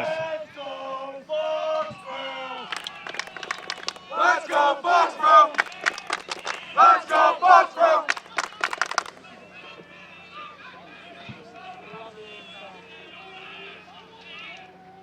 Stowe delivers that ball low. It scoots past. Ooh, we might have him if he can get the ball down there. Trimble with the tag. Slides right into it. So that's the second runner that's been caught stealing today to take somebody off the base paths. Yep. And the third base coach for Seekonk's looking at the runner first and asking why he didn't move up to second on that. So that, I think because neither runner should have advanced on that ball. It was one step away from Anthony. You can see here, he takes one step back, ball stays right off the grass. Plenty of time for Anthony to just make a nice clean throw to third base. Trimble with a good tag. So with the 2 outs now, the infield can go back to their regular depth. Just play for the third out now. And that should help limit the damage now, getting a runner off the base as well. So now Damage is already done this inning.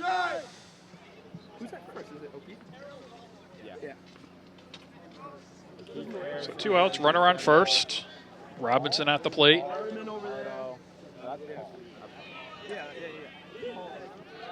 Runner takes off.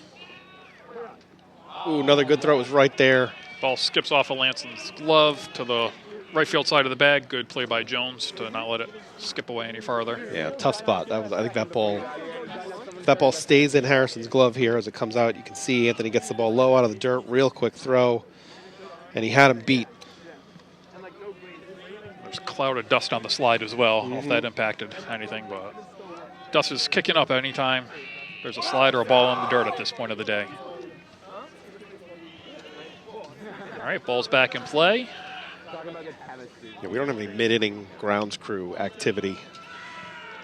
Come wet the field down. Looks like that one, ball 4 for Borges. So after 2 strikeouts earlier today, Borges draws the walk on his third at bat.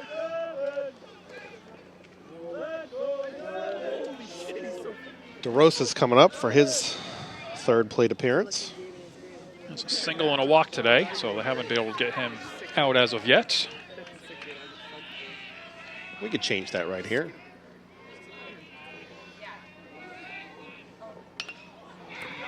He loops that ball into right. They're going to send the runner around third. Good job to cut that by Matt O'Keefe right behind the pitcher's mound, but another run in for Seekonk. Makes it 5-1.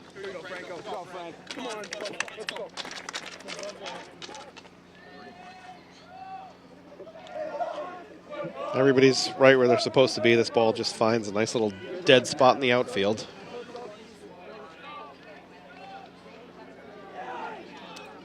We're in another first and third situation. Brings up McBride today. He's 1 for 2. This is also the 9th hitter of the inning for Seekonk. And a line drive to right center. 1 runs in, ball gets in the gap. Hardiman makes the play and throws it in. And we're in another first and third.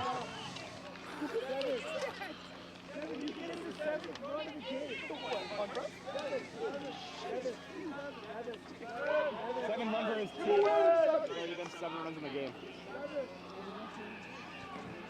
So not a lot of time for Franco to warm up, but I think he's going to get called into service here. As Coach Seuss takes a walk out to the mound. So Seekonk's batted around this inning. That was See this drive to right center here. Just does a nice job taking the pitch where it's supposed to go.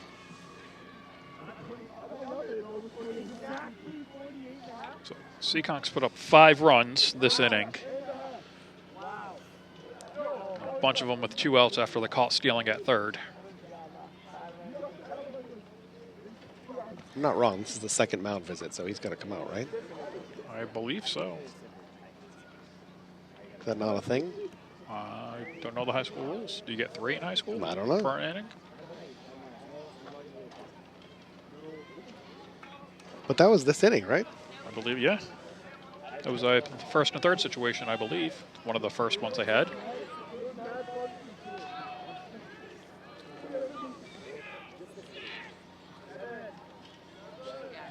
So now we got a Root at the plate.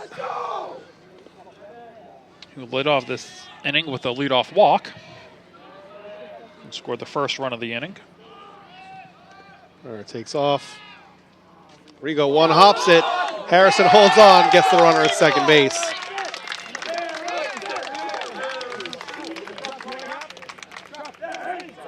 So after the first one didn't quite connect, they're able to get that. That's the second time the courtesy runner's been caught stealing. Need new courtesy runners. Take a look at the replay here from center field. Hitter shows bunt. Anthony gets that low strike. One hops it, and Harrison's just in the right spot every time. But unfortunately, Seekonk did put up 5 runs that inning. Yeah, that's not what we're looking for. To take the 6-1 lead. Can't be giving up 5-run innings.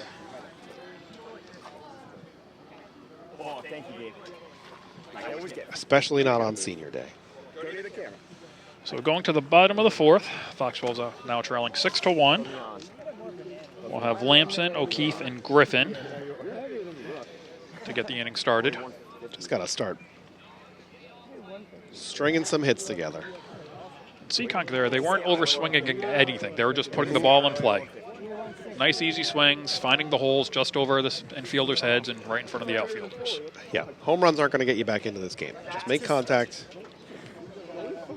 There was 1 or 2 really hard hit balls, and everything else was just smooth, balanced swings by those Seekonk hitters. Just, you got to put the ball in a good spot, which Foxborough has struggled to do at times this season.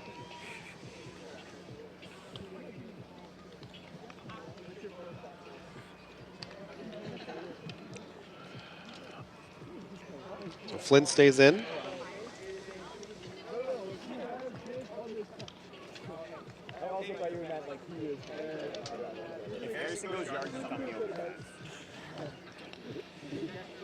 Lamson's second at bat of the day.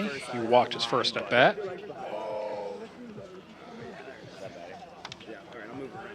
So Stowe did face 9, or he was facing his 10th batter last inning. Yep.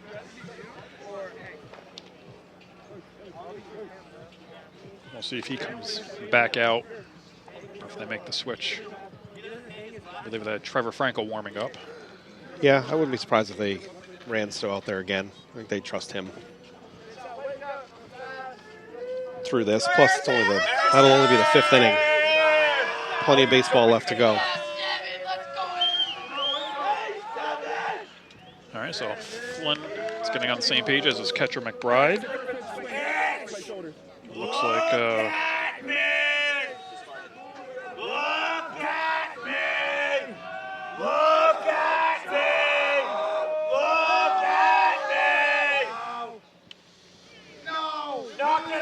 Lamson takes ball 1, a little high.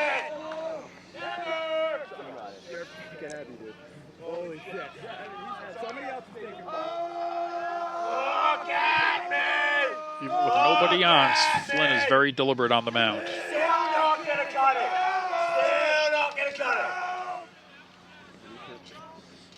That's what you want if you're a coach, not what you want if you're an announcer. You need a little bit more pace. Gets the strike on the curveball there. Student section disagrees with that call. I have a feeling the student section is going to disagree with anything that doesn't go our way.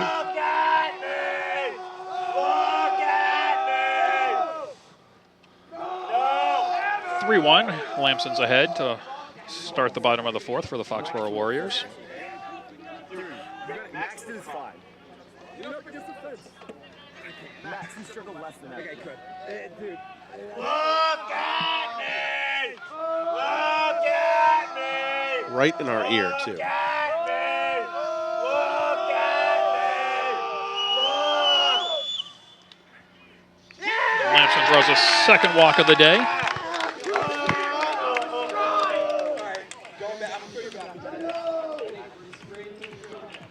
O'Keefe will come back up. Here you go, Matt! Let's go 1-5! Let's go 1-5! Here you go, 1-5! O'Keefe grounded into the inning-ending double play Yep. in the second. O'Keefe's senior spirit animal is Mikey Ruo. In case you can hear that. Fell right off the end. Practically took that ball out of the catcher's glove. He was waiting so long on it. We're not sure how much of the student section you're picking up on our mics, but they're probably 6 feet from us at the moment, the beginning of it. So we apologize for any I'm not apologizing for them. They're doing great. throw over by Flynn. I don't believe that was his best move. That was, Here you go, 1-5, hey, Matt! 13, are you sure you're left-handed? You might want to try the right! Keith fouls another one away. Late again. 13, you might be right-handed the way you throw! O'Keefe was also a lineman for the Foxborough Football Warriors, and he lost 30 to 40 pounds for this baseball season once football season ended. Here you go, Matt! He's a big, strong kid. Ground ball right at short again. Tough hop. O'Keefe's got to hustle, low throw, and he's going to take off for second base. Catcher's not backing him up. Should have been a double play. Low throw on the turn from the second baseman. Got by the first baseman. O'Keefe ends up on second. They did get the fielder's choice and Lamson in the middle. Yep. But another situation where Foxborough's doing a nice job hustling on the bases. See this ball well hit up the middle. Shortstop able to make a nice play on it, but then they rush the throw and it bounces, and O'Keefe just immediately recognizes it takes the turn. And as the ball goes past the first baseman, the catcher realizes it and takes his mask off and figures he probably should have been running. So I'll bring up Hank Griffin. 0 for 1 with a line drive in his first at bat.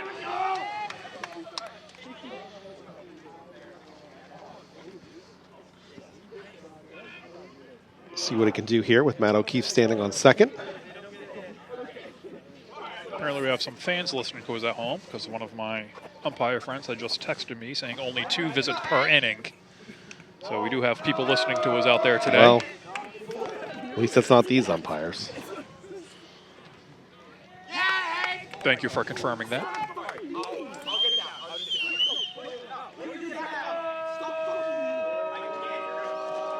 Keith gets a pretty decent lead from second. As the second baseman's moving in and out, keep him close. So come back. As I say that, Flynn spins around to take a look at him. Just enough to get the pitcher thinking about you at second base. Whatever you can do to take him out of his rhythm, usually a good thing.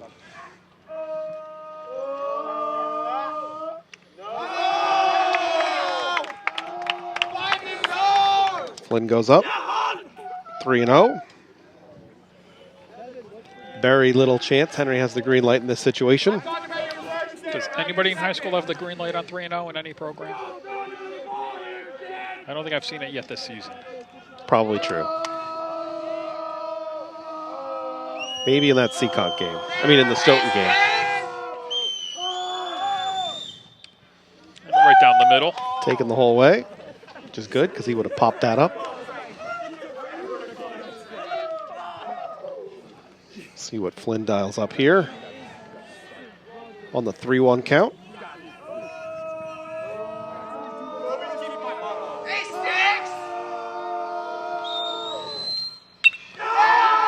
High fly ball. And not enough to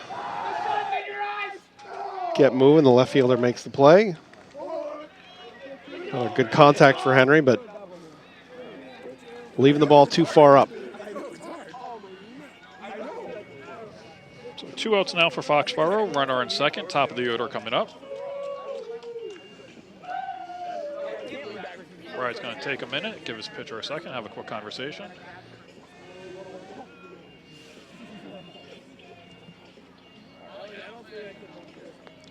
Flynn started the 3rd time through this Foxborough Warrior lineup. Yeah. Good to get on the same page, figure out what you're going to do, what they've seen before. Tough to keep hitters off balance at this point in the game. Rigo had a deep fly out to left his last at bat. Rips another one to left. That one. Foul ball just missed down the line. Really seeing the ball well.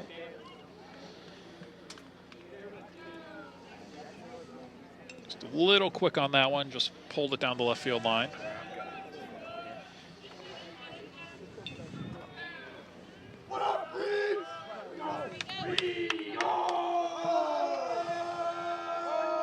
So with 2 outs, O'Keefe should be off unless the ball's right in front of him.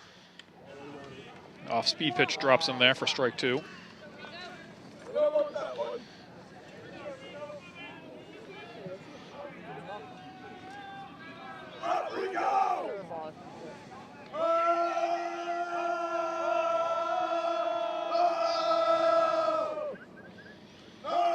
Rigo watches that one into the dirt. That was almost Wade Boggs-esque, watching the ball all the way. Just making sure it was going to stay down there and hit the ground.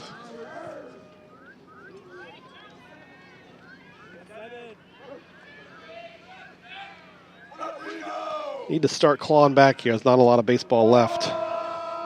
Bottom 4th, down 5. Just got to get one here.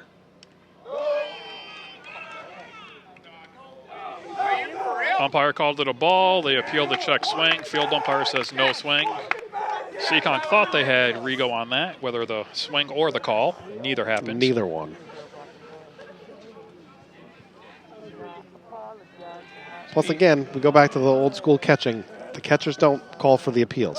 You ask the home plate umpire to appeal it. They point. Don't go showing up the home plate umpire. There's a shot to right field. Right at the right fielder. He ranges in, makes the play. Foxborough can't get anything on the board that inning. Still trailing 6-1 as we head into the 5th inning.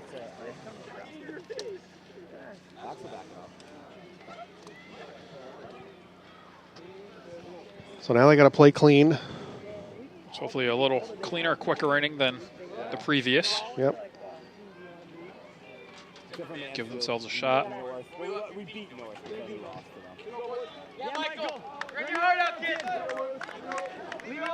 we see the Foxborough reserves and subs getting their trots down the left field line to stay loose and warm. Yep. We got Stowe coming back out to start the 5th.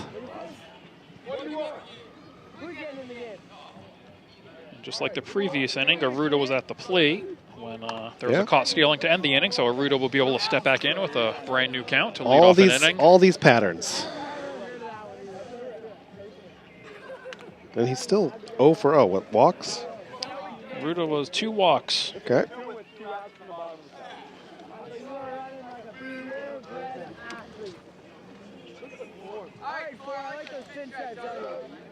I think the important thing for Foxborough here is just continue to stay loose and play the way they know they can play. It's tough coming after that last inning where you give up 5 runs. You just got to come back and not get too tight, not get too worried about what's going on. Just make the plays you can make. The life of a catcher, making the 3rd out of the inning and trying to get back out there to get your pitcher warm up before the inning starts. Yeah. Yeah, there's no hot and ready backup catcher here either. I believe that would be Henry Griffin if we needed It is. He's the backup / emergency catcher, so he's not warming them up and then heading to left field. Well, I do think there's enough players on the bench. Somebody could have grabbed a glove or a mask and gone out there for Somebody could have. the first couple pitches. But They really don't have anybody over here who's a true backup catcher. So I know there's a few on the JV and that Froshmore team that have potential once they get some experience. So hopefully in the next year or two, they can develop them into the varsity catcher. Just got to keep getting reps.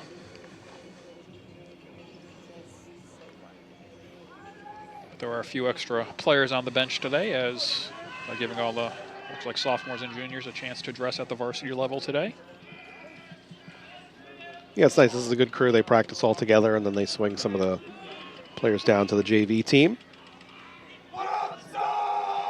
Still sitting right at 80 pitches as we get started. Time was called. Everybody looked at the outfield to see if Yeah, there was any everybody thought. softballs. But Guess it was just for fun.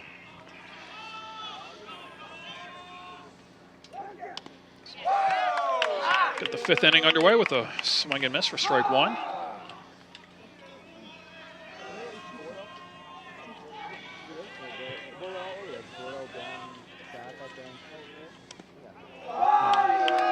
That was like a wash, rinse, repeat right there. Yeah, those two almost identical pitches right in a row.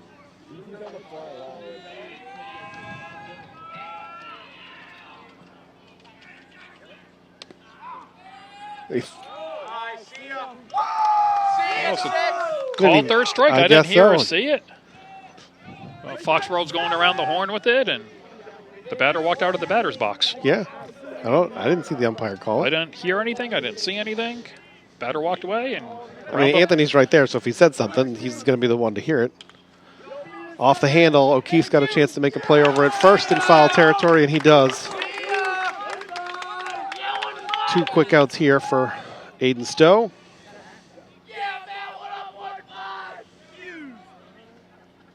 Sometimes as a catcher, just throw it down to third with confidence, see if you get it.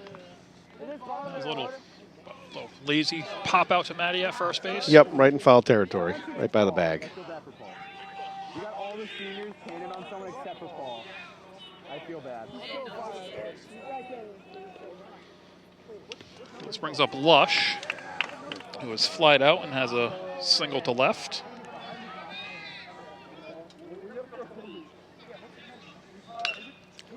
Ground ball calling off his glove. Didn't have enough time to make that throw from behind the bag. Nice job to knock it down and hold him to a single. Yep.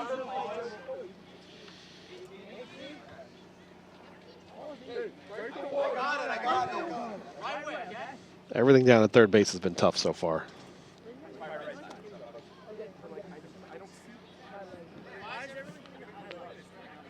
The umpire, it looks like the umpire's having some technical difficulties with something. Is it his clicker? I can't really tell. Because he's got from the my angle. two-handed operation clicker going on. Adjusting some equipment, the clicker. Yeah, who knows? So that's what the delay is at the moment. So 2 quick outs. Lush hits a hard ground ball at the third baseman Trimble, ends up at first base. Was that officially a hit or an error? They're not the official scorekeepers. We'll look in the book. Giving him a single. All right, looks like the umpire's ready to go. So that's 10 hits on the day for Seekonk and only 4 for Foxborough.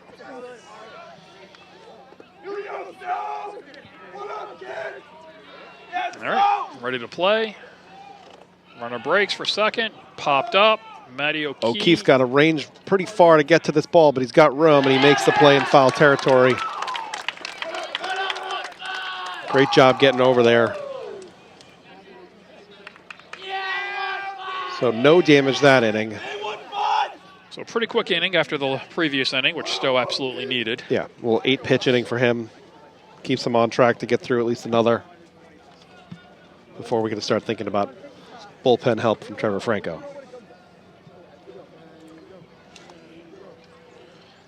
6-1, bottom of the 5th. You don't have to get them all back this inning, but you got 2 or 3 you got to here. do something here in order to keep the momentum going into the end of the game. Yeah. A couple here, a couple next inning. Give yourself a chance in the 7th and play solid defense. Yeah, defensively they've been good. I mean, the Seekonk team has been putting the ball where there's nothing you can do about it. As they say in baseball, the crooked numbers are your favorite numbers when you're the team on offense. Yep. We'll have Stowe coming up to the plate to lead off for the Warriors in the bottom of the 5th. Hit a solo home run, his last at bat over the left field fence. Don't need a home run here. Need base runners. You take it, but You can't get them all back on one swing when you're down 5. no. Yeah, Keys! Woo! Yeah! Attaboy, Keys! Flynn's back out on the mound for Seekonk. I don't see any defensive changes that I've noticed. Oh, no need to make any in a game like this. Only giving up 1 run so far, making the plays they're supposed to make.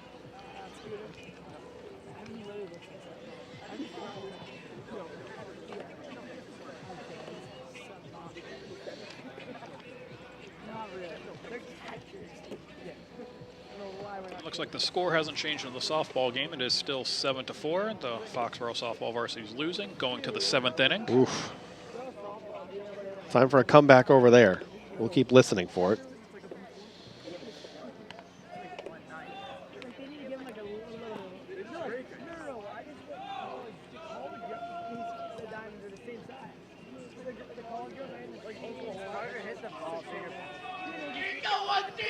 All right, so ready to get the bottom of the 5th started. Stowe, Hardiman, Jones coming up for the Foxborough Warriors. Just need to get things started here. Something about that base hit momentum. You see one line drive go through, next guy gets confidence, jumps all over a fastball. Just let the ball find the holes out there. A lot of space. Let the hitting become contagious.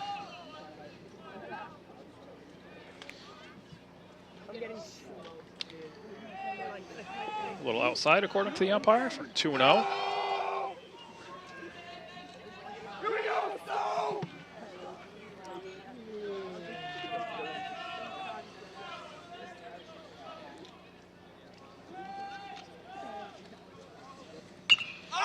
Stowe gets underneath this one. This one's going to stay in the field of play. Center fielder ranging over to left center to get underneath it. Put a good swing on it, but didn't really hit the barrel where he wanted it to.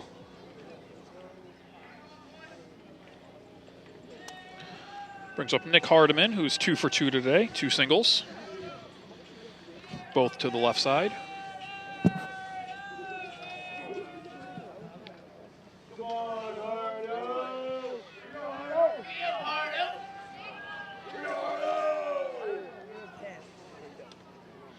Takes the first pitch a little bit inside. Yeah, not interested in that curveball.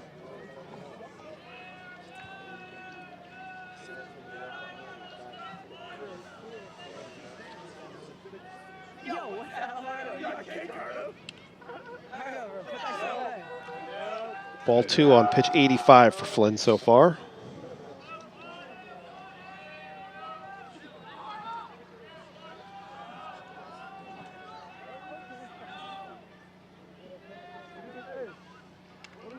A little up. Hardiman's up 3-0 on the count. I'm going to suspect he will not be swinging here. I wouldn't if I were him. No matter what your coach says. Get on however you can manage. And he double checks with the ump to make sure that He was ball does. 4. He's jumped a few of those this season. He started to go, hesitated a second, looked Yeah. back, and then decided to go to first. Yeah. And as we already established, the umpire not all that demonstrative on strikeouts. Foxborough with the 1-out base runner, bringing up Jones, who's popped out and reached on an error today.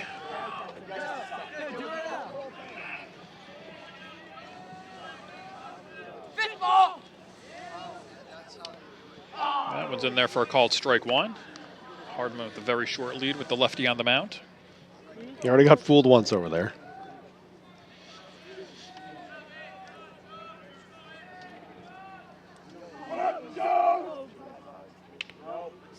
Two quick strikes on him. So 4 straight balls to Hardiman, then 2 quick strikes to Jones. How quick baseball can change when you get comfortable and have confidence.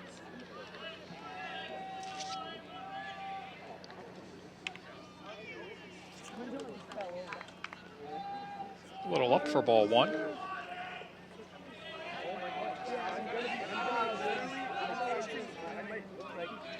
be good to see Jones push one down that right field line. A lot of room down there, shading him to pull.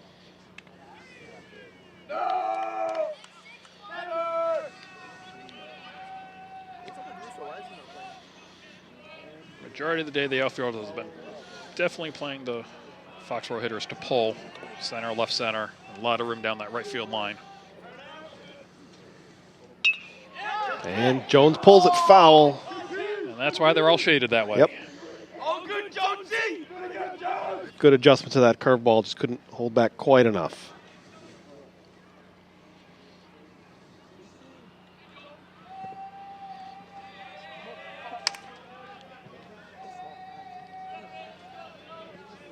Still here at 2-2.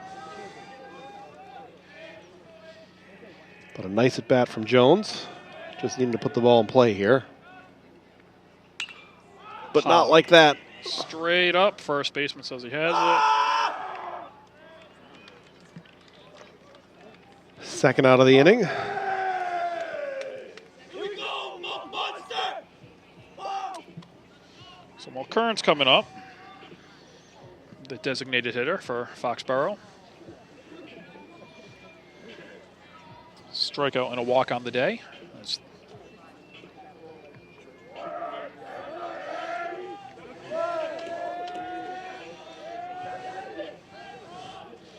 umpire's doing a little notation here. Dropped his pages when he was Let's go, monkey! making whatever notes he's making. So 2 outs, Hardeman at first, Mulkern stepping in. Which I don't know what note he's making because there were no... I believe Mulkern had a pinch runner last time he was on base. So the now we're putting him back in. The re-entry to his... Got it. That would be my speculation.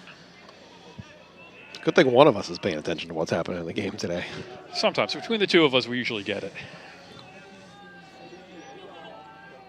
Hardeman with the short lead at first still. Nice rip off the second baseman's glove from Mulkern's. Hardeman watches the ball go through the outfielder's leg, takes off for third. He's going to stay there. Hard hit ball by Mulkern right at the second baseman. Topspin just ate him up and over his head.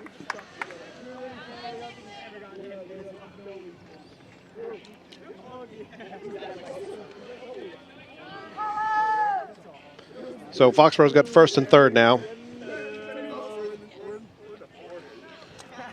Brings up Colin Trimble. No pinch runner for Mulkern's at first base. Not a lot of threat of him taking off for second here. Knowing that we're trailing 5 runs, they've got to hit their way out of this. They're not gonna nickel and dime them for runs and take chances. Right now, you need all the base runners you can get. Mm-hmm.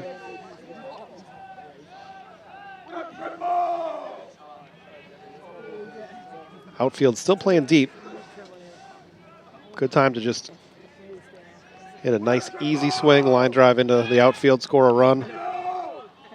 They're still playing all the right-handed batters to pull. Even the infield's shaded over. Big hole with the runner on first being held on. Second baseman's shaded more towards the bag. I would love that. And the right fielder's shaded towards center field. So all sorts of room on the right side of the infield. And Trimble pops it straight up. Catcher's going to have to make a play on this one. And he doesn't. It goes off his glove. He's going to hear about that from the student section. There was a lot of traffic in front of him. He had the runner from third coming down, and it looks like, was it the second baseman that may have cut in front of him? That may have just he didn't position his body correctly either. That's he's got Turn your back. He's got to get and turn the right way. Colin just gets right underneath this. Catcher gets up to find it. Flips the mask off. Yeah, but never turns, so it's hard to tell where that ball's going to spin off, and it just pops right in and out. Right at the last second. That's why you got to ball pops out sideways when it hits your glove like that. You've got to get it spinning so that it rolls right back in. Well, let's see if Foxborough can take advantage of that and pick up a run or two here. Let's hope so. Make him pay for it. Be nice to get Hardeman in from third and keep the line moving, as they say, in the lineup. Yep.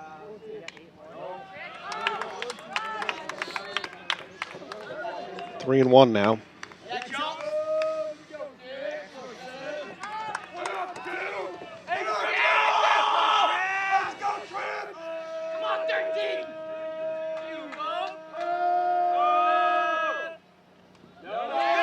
Trimble draws the walk, so loads the bases with 2 outs. Yep.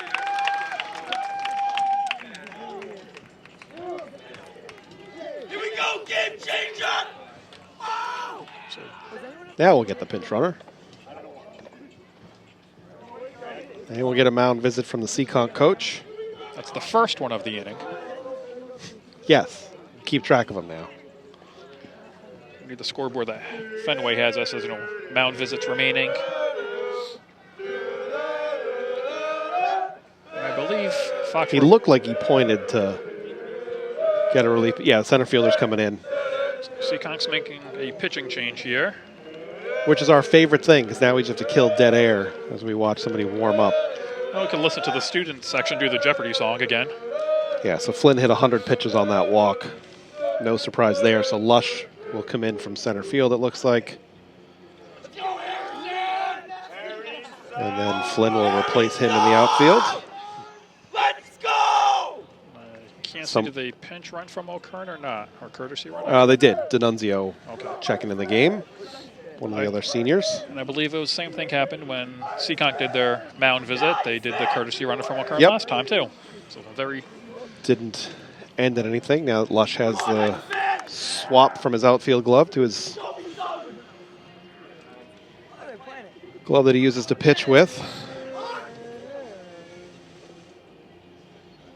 Testing out the dust bowl at the pitcher's mound. The landing spot, that's probably a nice ankle deep at this point of the season. Oh, soft landing hole right there.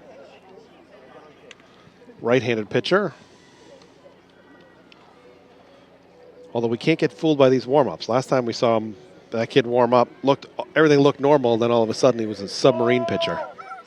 Dropped down to that 3/4 / submarine and whole different eye lower, level. Lower than 3/4, I thought. He really got down there.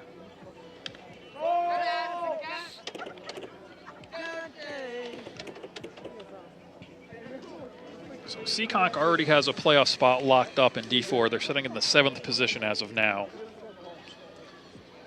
And Foxborough is sitting in 35th position, and the top 32 make it. So they're sitting on the outside entering today with their 2 losses earlier this week. Yeah, real outside chance. They'd have to win this game for sure. So they need a comeback to come back in and do this. And then even then, you need a lot of things to break your way to make the playoffs.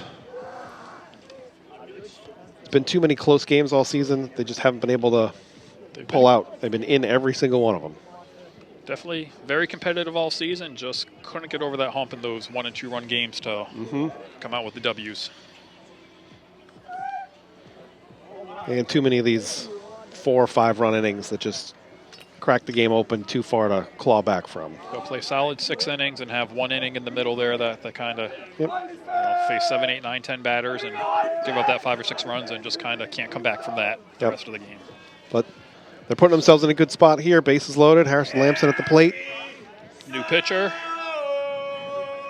So we've got Hardiman, D'Annunzio, and Trimble on the bases. The center fielder, as Matt mentioned, number 9 Lush has come in to pitch. Lamson tied for the team lead with 2 home runs now. With Stowe's home run today.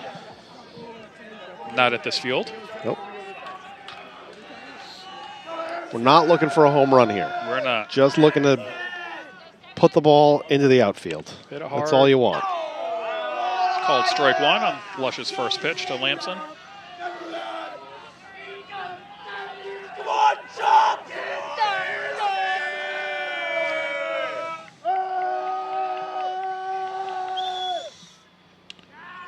Fastball, curveball, so Lamson quickly in the hole, 0-2. Yep.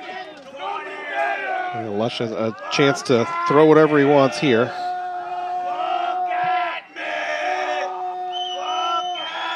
Sorry, we've got Aruda on the mound. Strike 3 called on the curveball. Lamson can't believe it. Are you serious? Are you done? Are you done? Derek Seuss, head coach at third base, can't believe what just happened. Take a look at this pitch.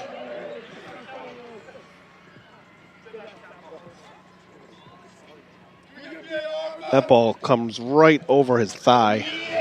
almost clips him. That was terrible. That was terrible. And they're going to call strike 3, and we'll head to the 6th inning.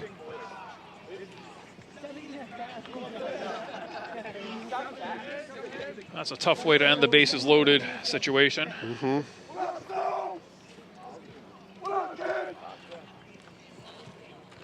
So going to top of the 6th. Foxborough down 6-1. Too many bases loaded situations have come away with no runs this season. Stowe coming back out on the mound for the Foxborough Warriors. Yep. Softball update. We're it's now 7-5. So the Lady Warriors clawing their way back in here in the bottom of the 7th. Let's hope the varsity baseball team can do the same.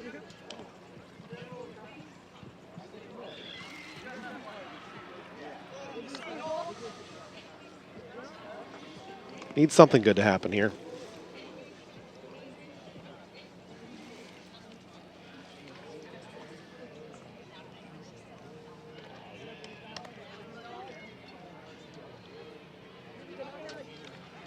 So besides that one inning, Foxborough has looked solid defensively. Mm-hmm. So that one inning there, Seekonk just put a string of solid singles together. Yeah, and even that, here. you know, I mean, there's nothing defensively that they were going to do differently in order to make those plays. There were no errors, there were no drop balls, miscommunication. It was just Seekonk putting the ball where there was no chance for Foxborough to make a play on it. All right, getting ready to go. Flynn stepping in to start the 6th inning. He's now playing center field. Fouled straight back into the trees.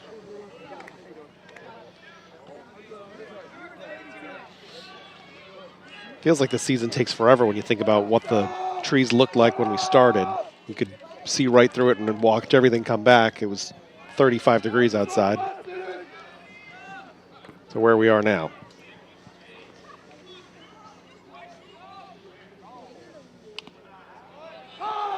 There's a demonstrative strike call by the umpire. Well, that better be a strike after the other curveball strike. 1-2 on Flynn. Ground ball, first base. Stowe's getting over to cover. Easy put out. Easy put out, but a heads-up play from Aiden to range over. I don't know how much they work on PFPs over here. Feels like a beginning of the season kind of thing. Brings up the top of the order, Borges. Who struck out, grounded out, and has a single today. That's his fourth at bat coming up. Yep. Quick timeout to get the softball out of the outfield.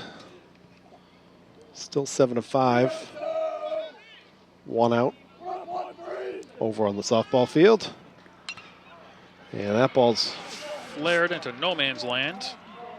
And went foul, luckily for Foxborough. Yep. Not even Paul Moran can get over to catch that one. I see a lot of cheering in Foxborough. Looks like they've tied it at least. Yep. Tie game. 7-7 over there. 7's are wild. 7-7 in the 7th. Still only 1 out, too. Swing and a miss, and Rigo's had a few pop out of his glove today.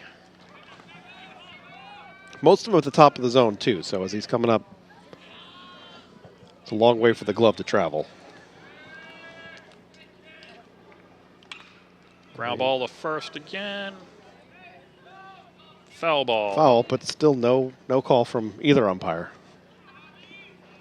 Everybody's just going to assume. The batter didn't run. The fielders went after it, but not. But still, you would think there would be just an arm. That's all I need. Can't see from this angle. Reaches out. Quick ground ball to short. Jones with the throw. Gets him by a step. Borges got down the line quick. Made that play very close. Yeah. Now Jones plays deep.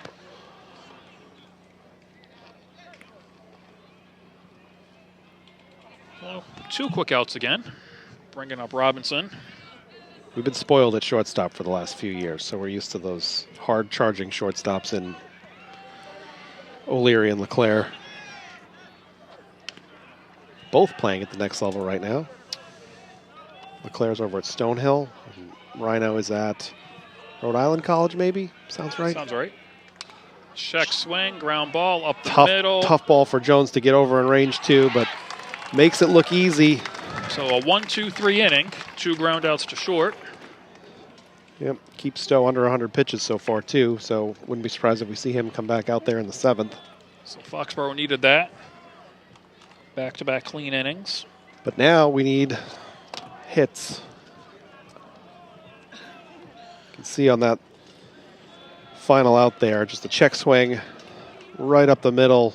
Good range by Jones to get to the other side of second base from the shortstop position. Yeah, make a solid, strong throw over to first to O'Keefe. Good footwork on that play. So we'll keep the strong shortstop play going for another year this year. Jones and hopefully into next year. Jones is a junior, so assuming he'll still be in Foxborough for his senior year.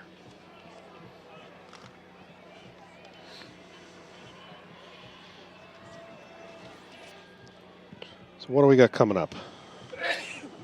O'Keefe, Griffin, and then top Rigo. There you go. So 8-9-1 to start the sixth, bottom of the 6th. Yep. Nope. It's got O'Keefe and then a pinch hitter for Henry. Brian Sullivan checking in, another lefty.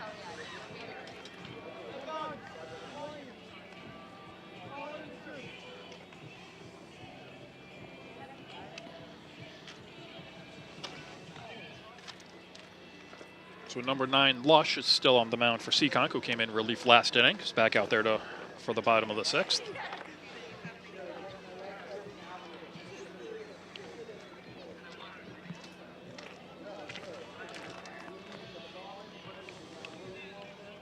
Looks like the crowd is thinning a little bit as the game progresses.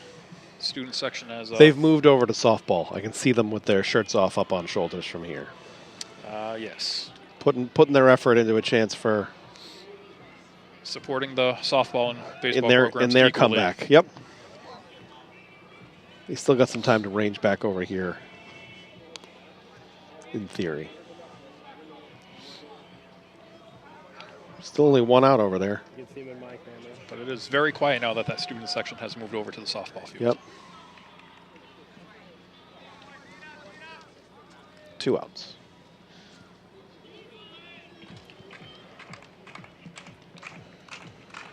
All right, looks like we're getting ready for the bottom of the 6th here. Lush is ready to go. Catcher's Getting there. getting set. And then O'Keefe steps in.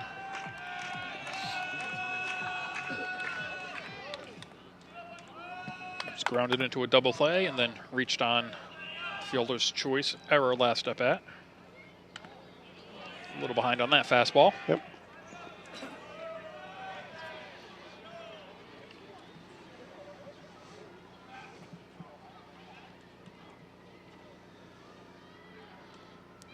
Decides not to chase the curveball in the dirt.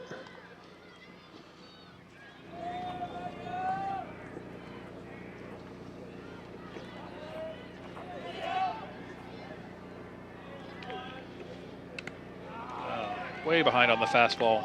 Yeah, Lush is a little sneaky with that delivery. Comes Looks like good rotation. Looks like a little more zip than Flynn had on his fastball. Softball again. We have a softball player hopping the fence to grab the ball. Seekonk didn't even notice it. That's how It was way out there. That's how quickly those softball players can get on and off the field. They're so used to doing it. Mm-hmm.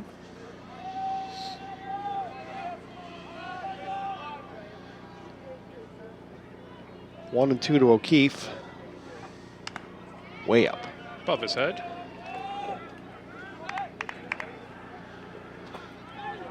In Little League, that's fair game for him to swing at. Very true. That I remember. You like the tomahawk swings?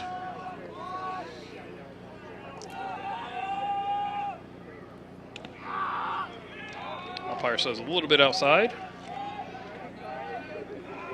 Full count.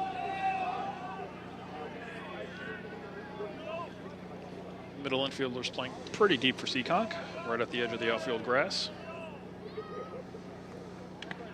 Swing and a miss for the first out to start the bottom of the 6th. 5 outs to go.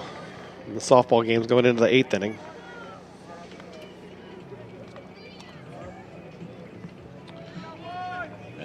As Matt mentioned, Brian Sullivan is going to come in pinch hit for Henry Griffin. Another one of the seniors. Headed to Holy Cross next year.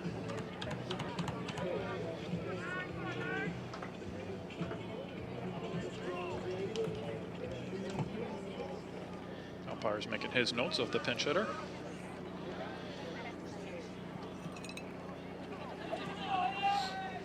Even with the lefty up, the outfield's not shifting over at all. Wow.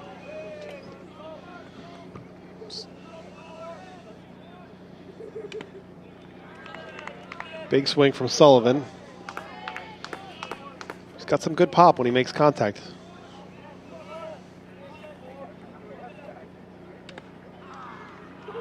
Quickly in the hole, 0-2.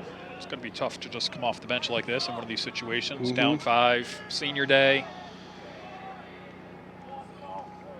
Yeah, in some ways, there's not a lot of pressure. Just come in, go up there and have a little fun. Off the hands, ground ball to first, range, flip to the pitcher. And they make the play.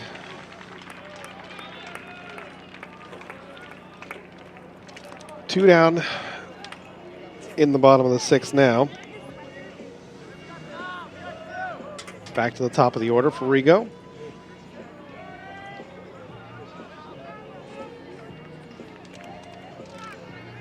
Rigo's hit the ball hard, but unfortunately it's been at the outfielders all 3 times. 2 flyouts to left and 1 to right. Using the whole field. It's getting too far underneath him. Just using the field right where the outfielders are standing. Got to use the other parts of the outfield.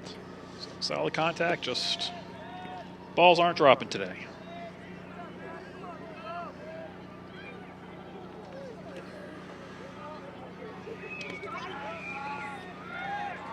Takes called strike, evens the count at 1-1.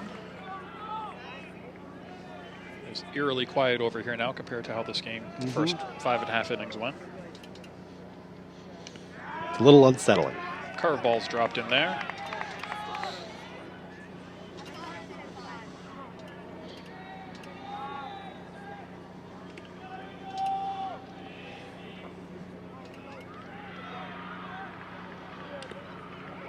Rigo doesn't chase the outside pitch.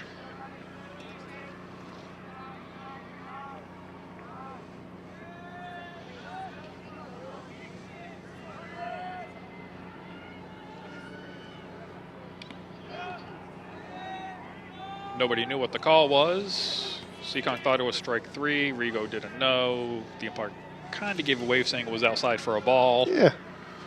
So full count, 2 outs. Just need a little bit of communication back there. Both teams don't know what's going on. It's fouled straight back over the backstop. Good job staying alive on that pitch.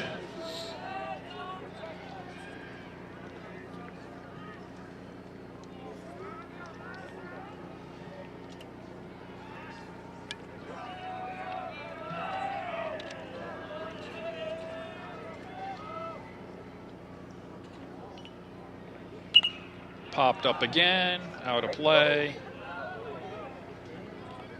Yeah, good at bat here from Rigo. Worked his way to a full count. Balls are just being flipped in from the Foxborough dugout to no man's land. Umpire's running out of balls in his pocket.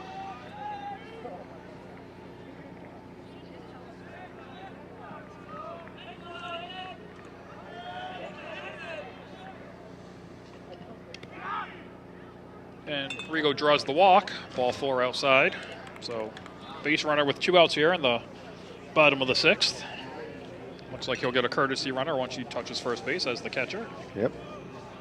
Jason Penny, who's been running for Rigo all season when he gets on, will be coming in as the courtesy runner. He's been doing a pretty good job at it, too. And with the 2 outs, that'll give the catcher some time to get his gear on and grab a sip of water. Brings up Aiden Stowe, 1 for 3 on the day with a solo home run back in the third inning, excuse me.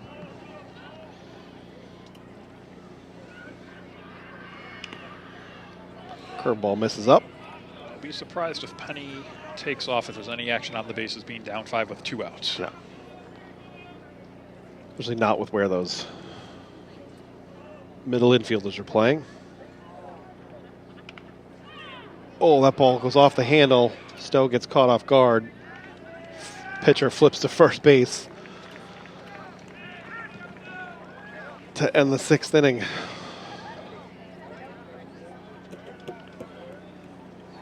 Just not going the way we thought it was going to go after the first 4 innings of what we saw.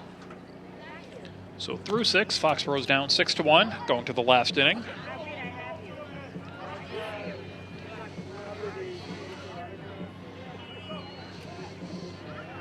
We'll have 3, 4, 5 hitters coming up for Seekonk. DeRosa, McBride, and Aruda scheduled to hit. Franco's checking in.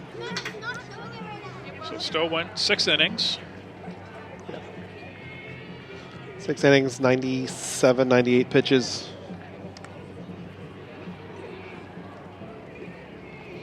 Trevor Franco steps into the game in the relief role. Trevor's also a senior. Yep. Undecided for what he's doing after this at the moment. Trevor's a good change of pace off of Stowe. He throws a lot more off-speed stuff. Get his curveball working. He has a lot of movement on that curveball Yep. if he has the right feel for it. Yep. As Derek Seuss is giving the changes to the umpire.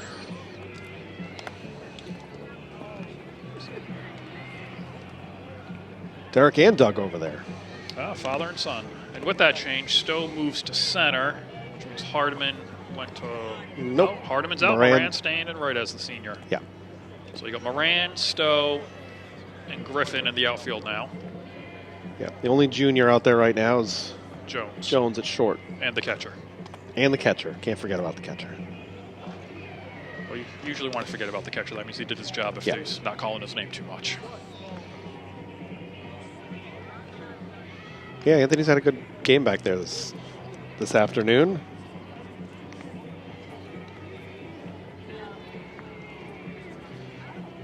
So we'll see if Trevor and the Foxborough defense can hold him here.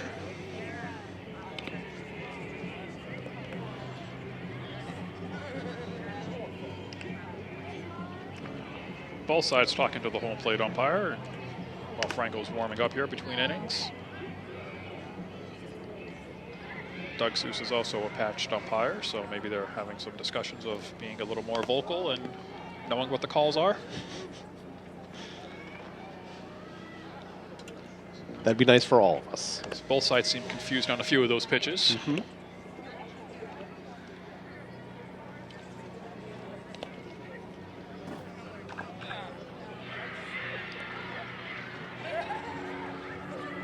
Get ready to get underway here. DeRosa coming up to the plate.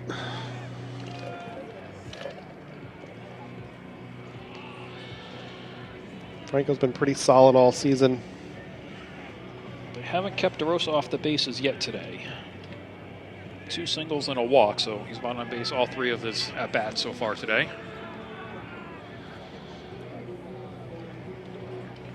Yeah, Trevor with 17 innings in relief so far this season.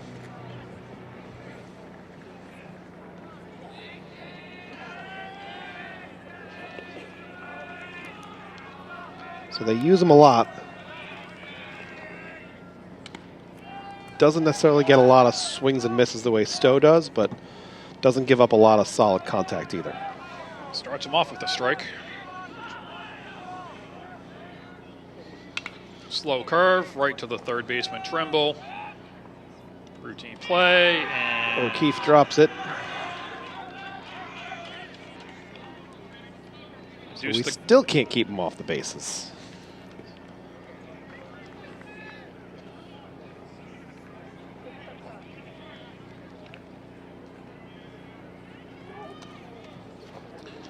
Brings up McBride, the catcher. He's been on base 2 out of 3 times, and his courtesy runner has been caught stealing twice for him. Maybe they just leave him out there this time. He's made good contact every time he's been up too. Both times the courtesy runners were caught stealing, it ended the inning.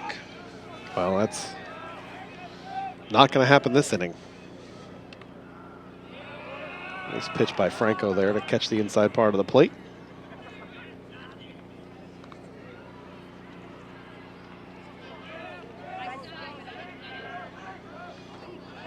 DeRosa looking like he's getting ready to take off here. Franco's curveball's pretty slow, so if he picks the curveball to go on. Pop up to left. Griffin's under it. Makes the catch. So we got one out here in the top of the 7th.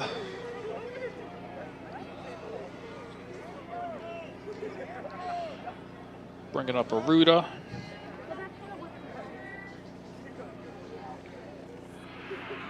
Who's been on base 2 out of 3 times with 2 walks and a strikeout.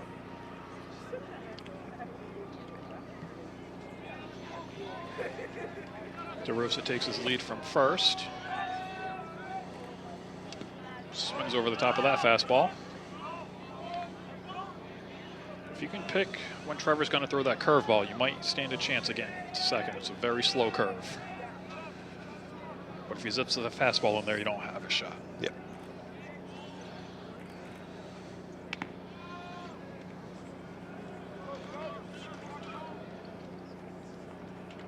Trevor's pretty good at baiting kids into the little extra half step too on the lead.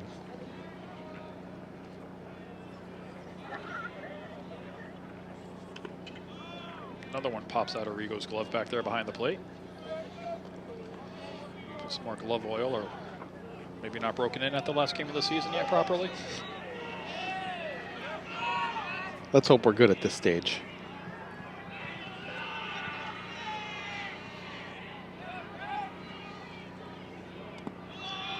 He did have to have the catcher's pocket restrung mid-season. Yeah. It's a good sign. That means you're catching it the way you're supposed to be. 3-1. One out, one on. Come on, Trevor. Aruda calls time at the plate. Temperature seems to be dropping a little bit out here as this game pushes the 2.5-hour mark. We really got spoiled with that first game. Didn't know what we were going to get into for the next 2. No. Ground ball. Trimble's got to range over to get it. Opts to go to first base. O'Keefe. Might have had a shot at second. I think he did have a shot at second. Getting one out there is the key. So fielder's choice, 2 outs, runner on second. So, soft little ground ball off the end of the bat. Good range by Trimble. Yeah, does a nice job getting over there. Jones was in double play depth, so if Trimble doesn't get to that ball, it's probably an infield single.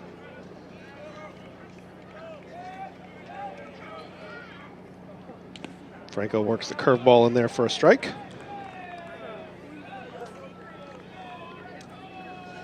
This is Cabrera. 1 for 3 so far today.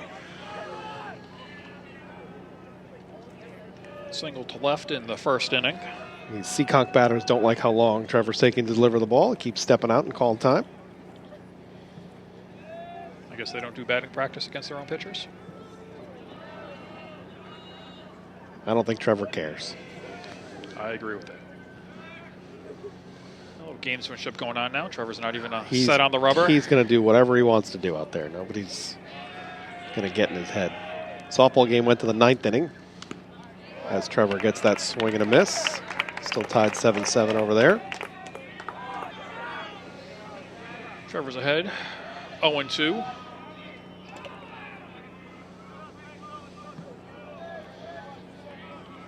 This is actually a pinch hitter. Ball gets past Rigo. So the runner will advance to third base.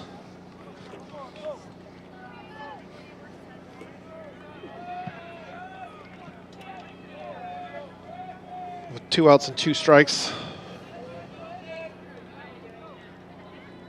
Franco's just got to find a way to get out of this and get into the bottom of the 7th.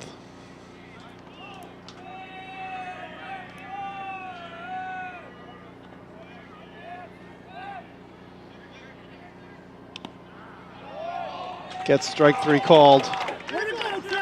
Nice job by Trevor to get out of there. So that was the pinch hitter number 11, Andrew Schubel. Got called out on looking. Take a look at this pitch. Good spot right on the outside part of the plate. Trevor knew it. All right, so now we're going to the bottom of the 7th. Foxborough down 6-1. We're going to have scheduled to come up is the number 3 hitter Nick Hardiman, Braden Jones, and Mulkern are scheduled for Foxborough on the bottom of the 7th, being down 5 runs on senior night. Yep. I can already see we got D'Annunzio on deck.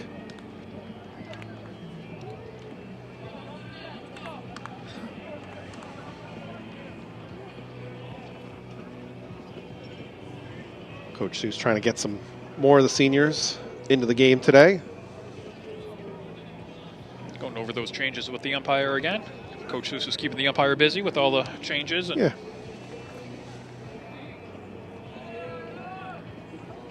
Seekonk's not even out of their dugout yet. Oh, wait a minute. We might have an issue here.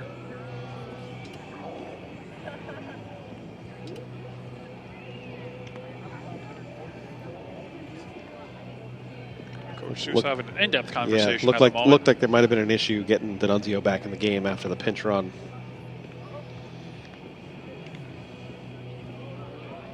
Looks like it's all settled. Or maybe he's getting Moran in the game for an at-bat.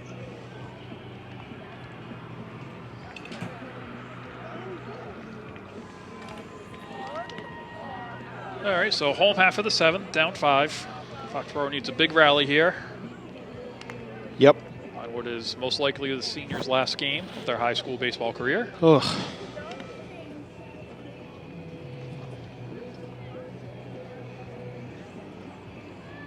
Had a great run last season into the playoffs. Expectations were high coming into this season with a very young team. Yeah, just ran into a really tough league. Tough to win games in the Hawk. But now's as good a time as any for a 6-run comeback victory.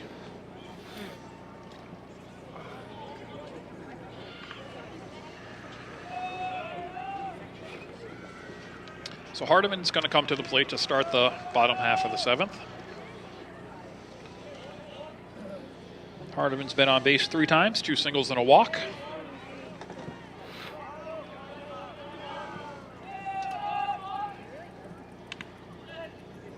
Takes the first pitch high for ball 1.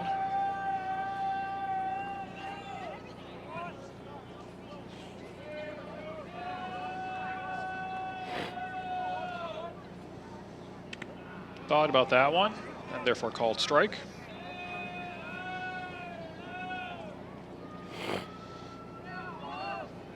Yeah, these pitches are getting in on the hands of the hitters sneaky fast. I'm not sure they're picking it up all that early. His arm seems to come right behind his shoulder, making it challenging to pick up.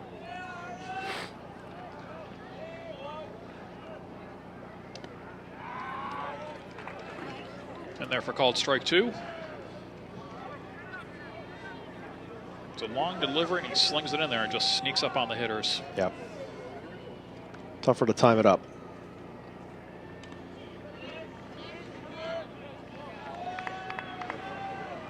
Full count.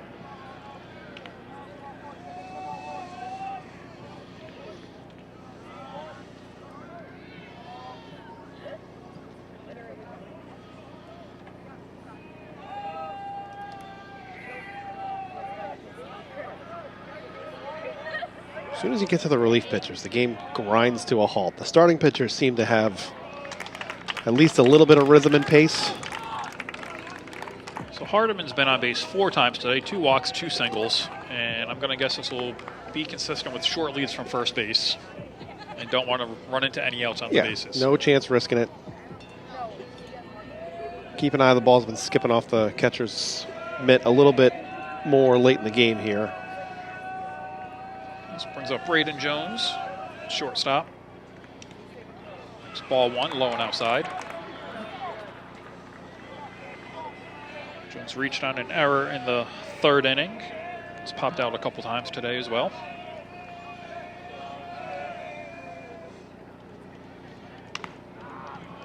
Trying to get a hold of that one up high, but can't catch up to it.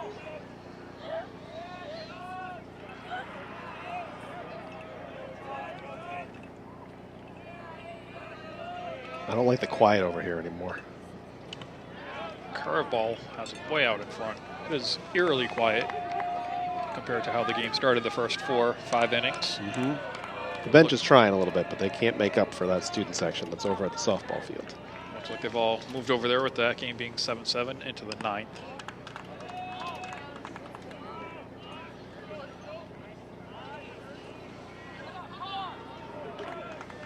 We got a little timeout for another softball into the center field. And can't clear the fence.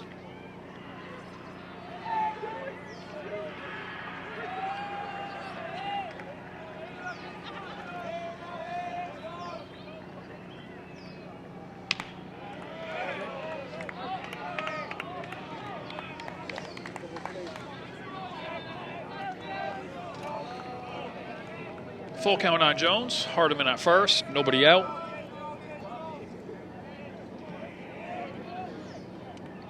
In the dirt for ball 4. So first 2 on for Foxborough to start the bottom of the 7th, both by walk. That's all you can ask for to get things started. Just need the base runners. And it looks like we're having another pinch hitter for Declan Mulkern. We have senior Paul Moran Jr. coming up to the plate. We have a visit. Seekonk coach. Give this pitcher a minute and settle down. Just continue slowing the game down for us so that we have plenty of time to stand here at 7 o'clock on a Friday. Where else would you rather be, Matt? Today, nowhere. I'm good.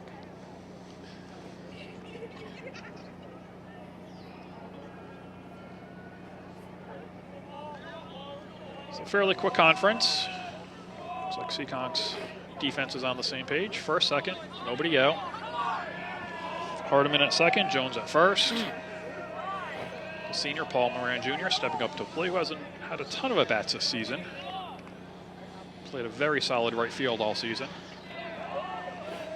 Another lefty. So I think all 3 lefties have been in the game today. I think that's all Foxborough has That's on the all bench. we got.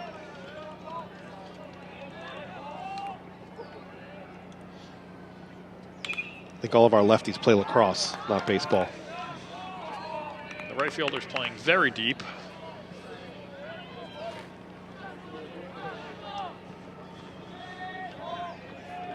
Paul's a big, strong kid, though, so if he gets a hold of one, it'll travel.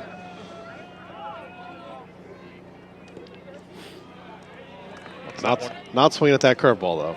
Lets that one go in the dirt. Evens up the count at 1-1.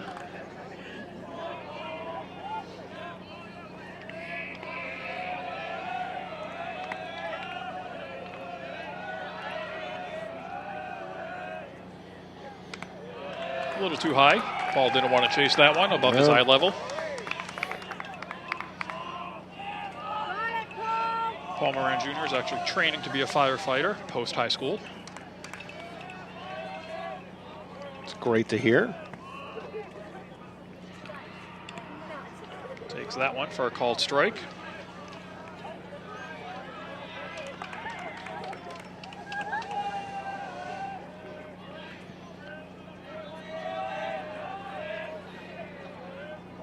Neither runner getting.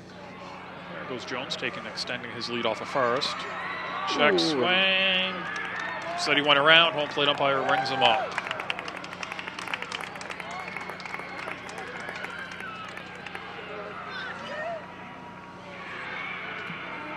Sounds like the softball game ended in a Foxborough walk-off victory in the 9th. 8-7, it looks like, from our vantage point. Colin Trimble steps up to the plate here. That curveball skips away. The runners will advance. So we'll go to second and third here with only 1 out. You just got to start the comeback with 1 run. Trimble has a single and a walk. Has a strikeout mixed in between those two today.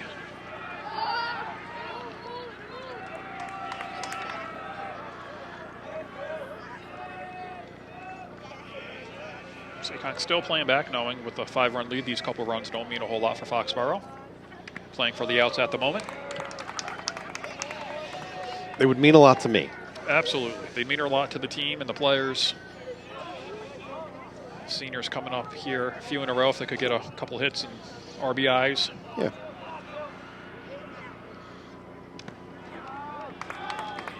Fastball.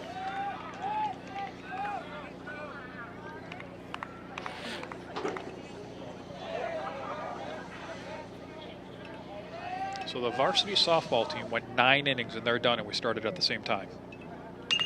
There's a shot by Tremble. Yeah, that's going to get 2 runs in. Oh, 1 run in. 2 stops to hold them up. Great line drive from Trimble up the middle.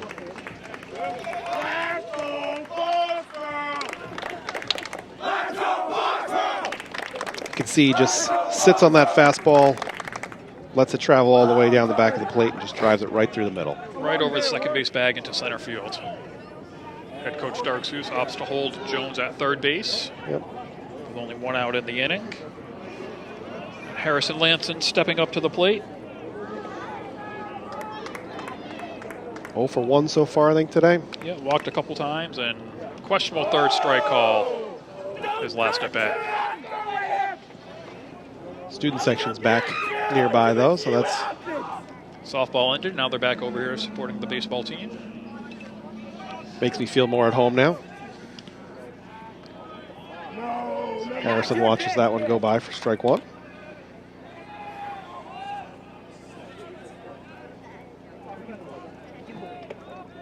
Setting us up for 2 comeback wins today. A little high. Nothing happening on the bases. Being down 4 with 1 out. No need to take a chance. If the ball skips, you can move. Lamson thought about it, called strike by the umpire.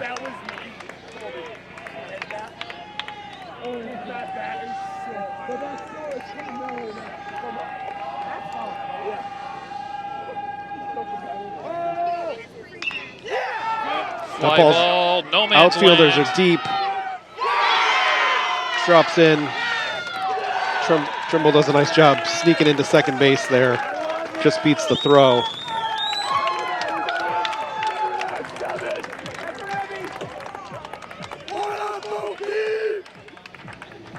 Jones comes in to score. We've mentioned those outfielders have been playing deep all day, and it finally worked in our favor.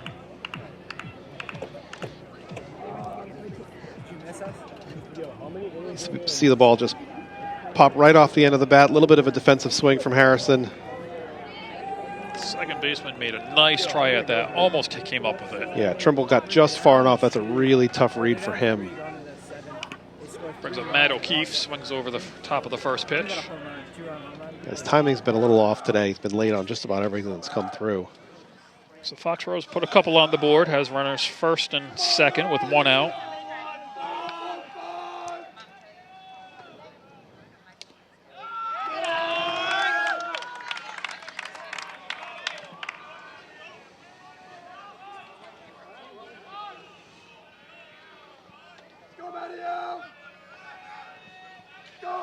With this overcast and no sun, we'll have to get some lights out here soon. We can't afford a 9-inning game like the softball game.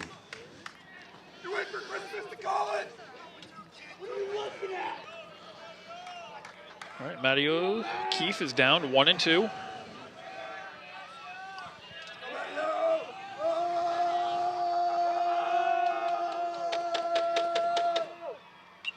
Fouled away to see another pitch. Staying alive.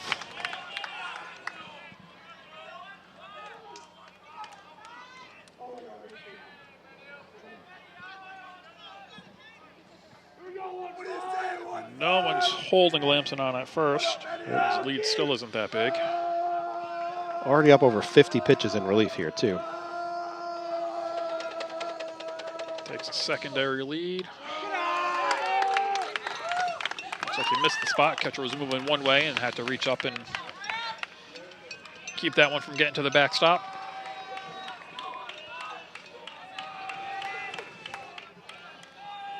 He's got straps dangling from his shin guards right now. Falling apart. And O'Keefe fans on that one for out number 2.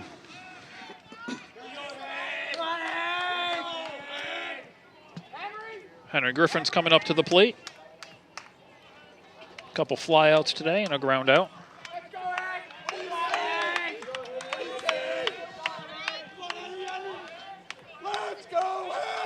So Foxborough is down to the last out. Down 6-3.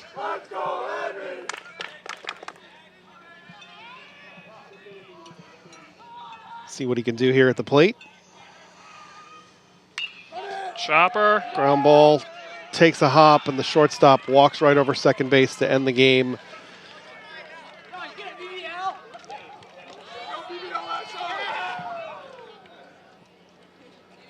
And that's it. Tough way to go out at the end of the season here. Ends the regular season with a 6-3 loss to Seekonk. Oh, well, it's been fun. It's been a fun season. Team's been competitive all season in all the games for the most part. They just didn't quite have enough to get over the humps in those really close games. Yep. And we had a good time. We did. We got to do 3 games together this season. Getting in here. You had the experience and kind of guided the way. It was my first time calling the Foxborough games this season. Did a great job. We need the volunteer efforts. They kept asking us back, so I guess we didn't screw up too bad the first couple games. No. Nope. So thank you to FCA for setting up and providing this equipment, and the volunteer camera operators, their guidance. Appreciate all the help this season and getting these sports out there for those that can't make it. Yeah, so I think that's a wrap on today, but also a wrap on the season for these Warriors. Tough one to go out on, but we'll be back again next year with a lot of brand new faces. Congratulations to all the graduating seniors. Best of luck in their next adventures and endeavors, whatever they may be and whatever they choose. Hopefully we'll see you around the fields when you come home for any of your breaks, if you're in the area. I'm sure they'll be around. So, well, thanks for joining us today. I'm Matt Griffin with Daryl Rigo. We'll talk to you next season. Thanks, Bye, guys. everybody. Thanks. Have a great night.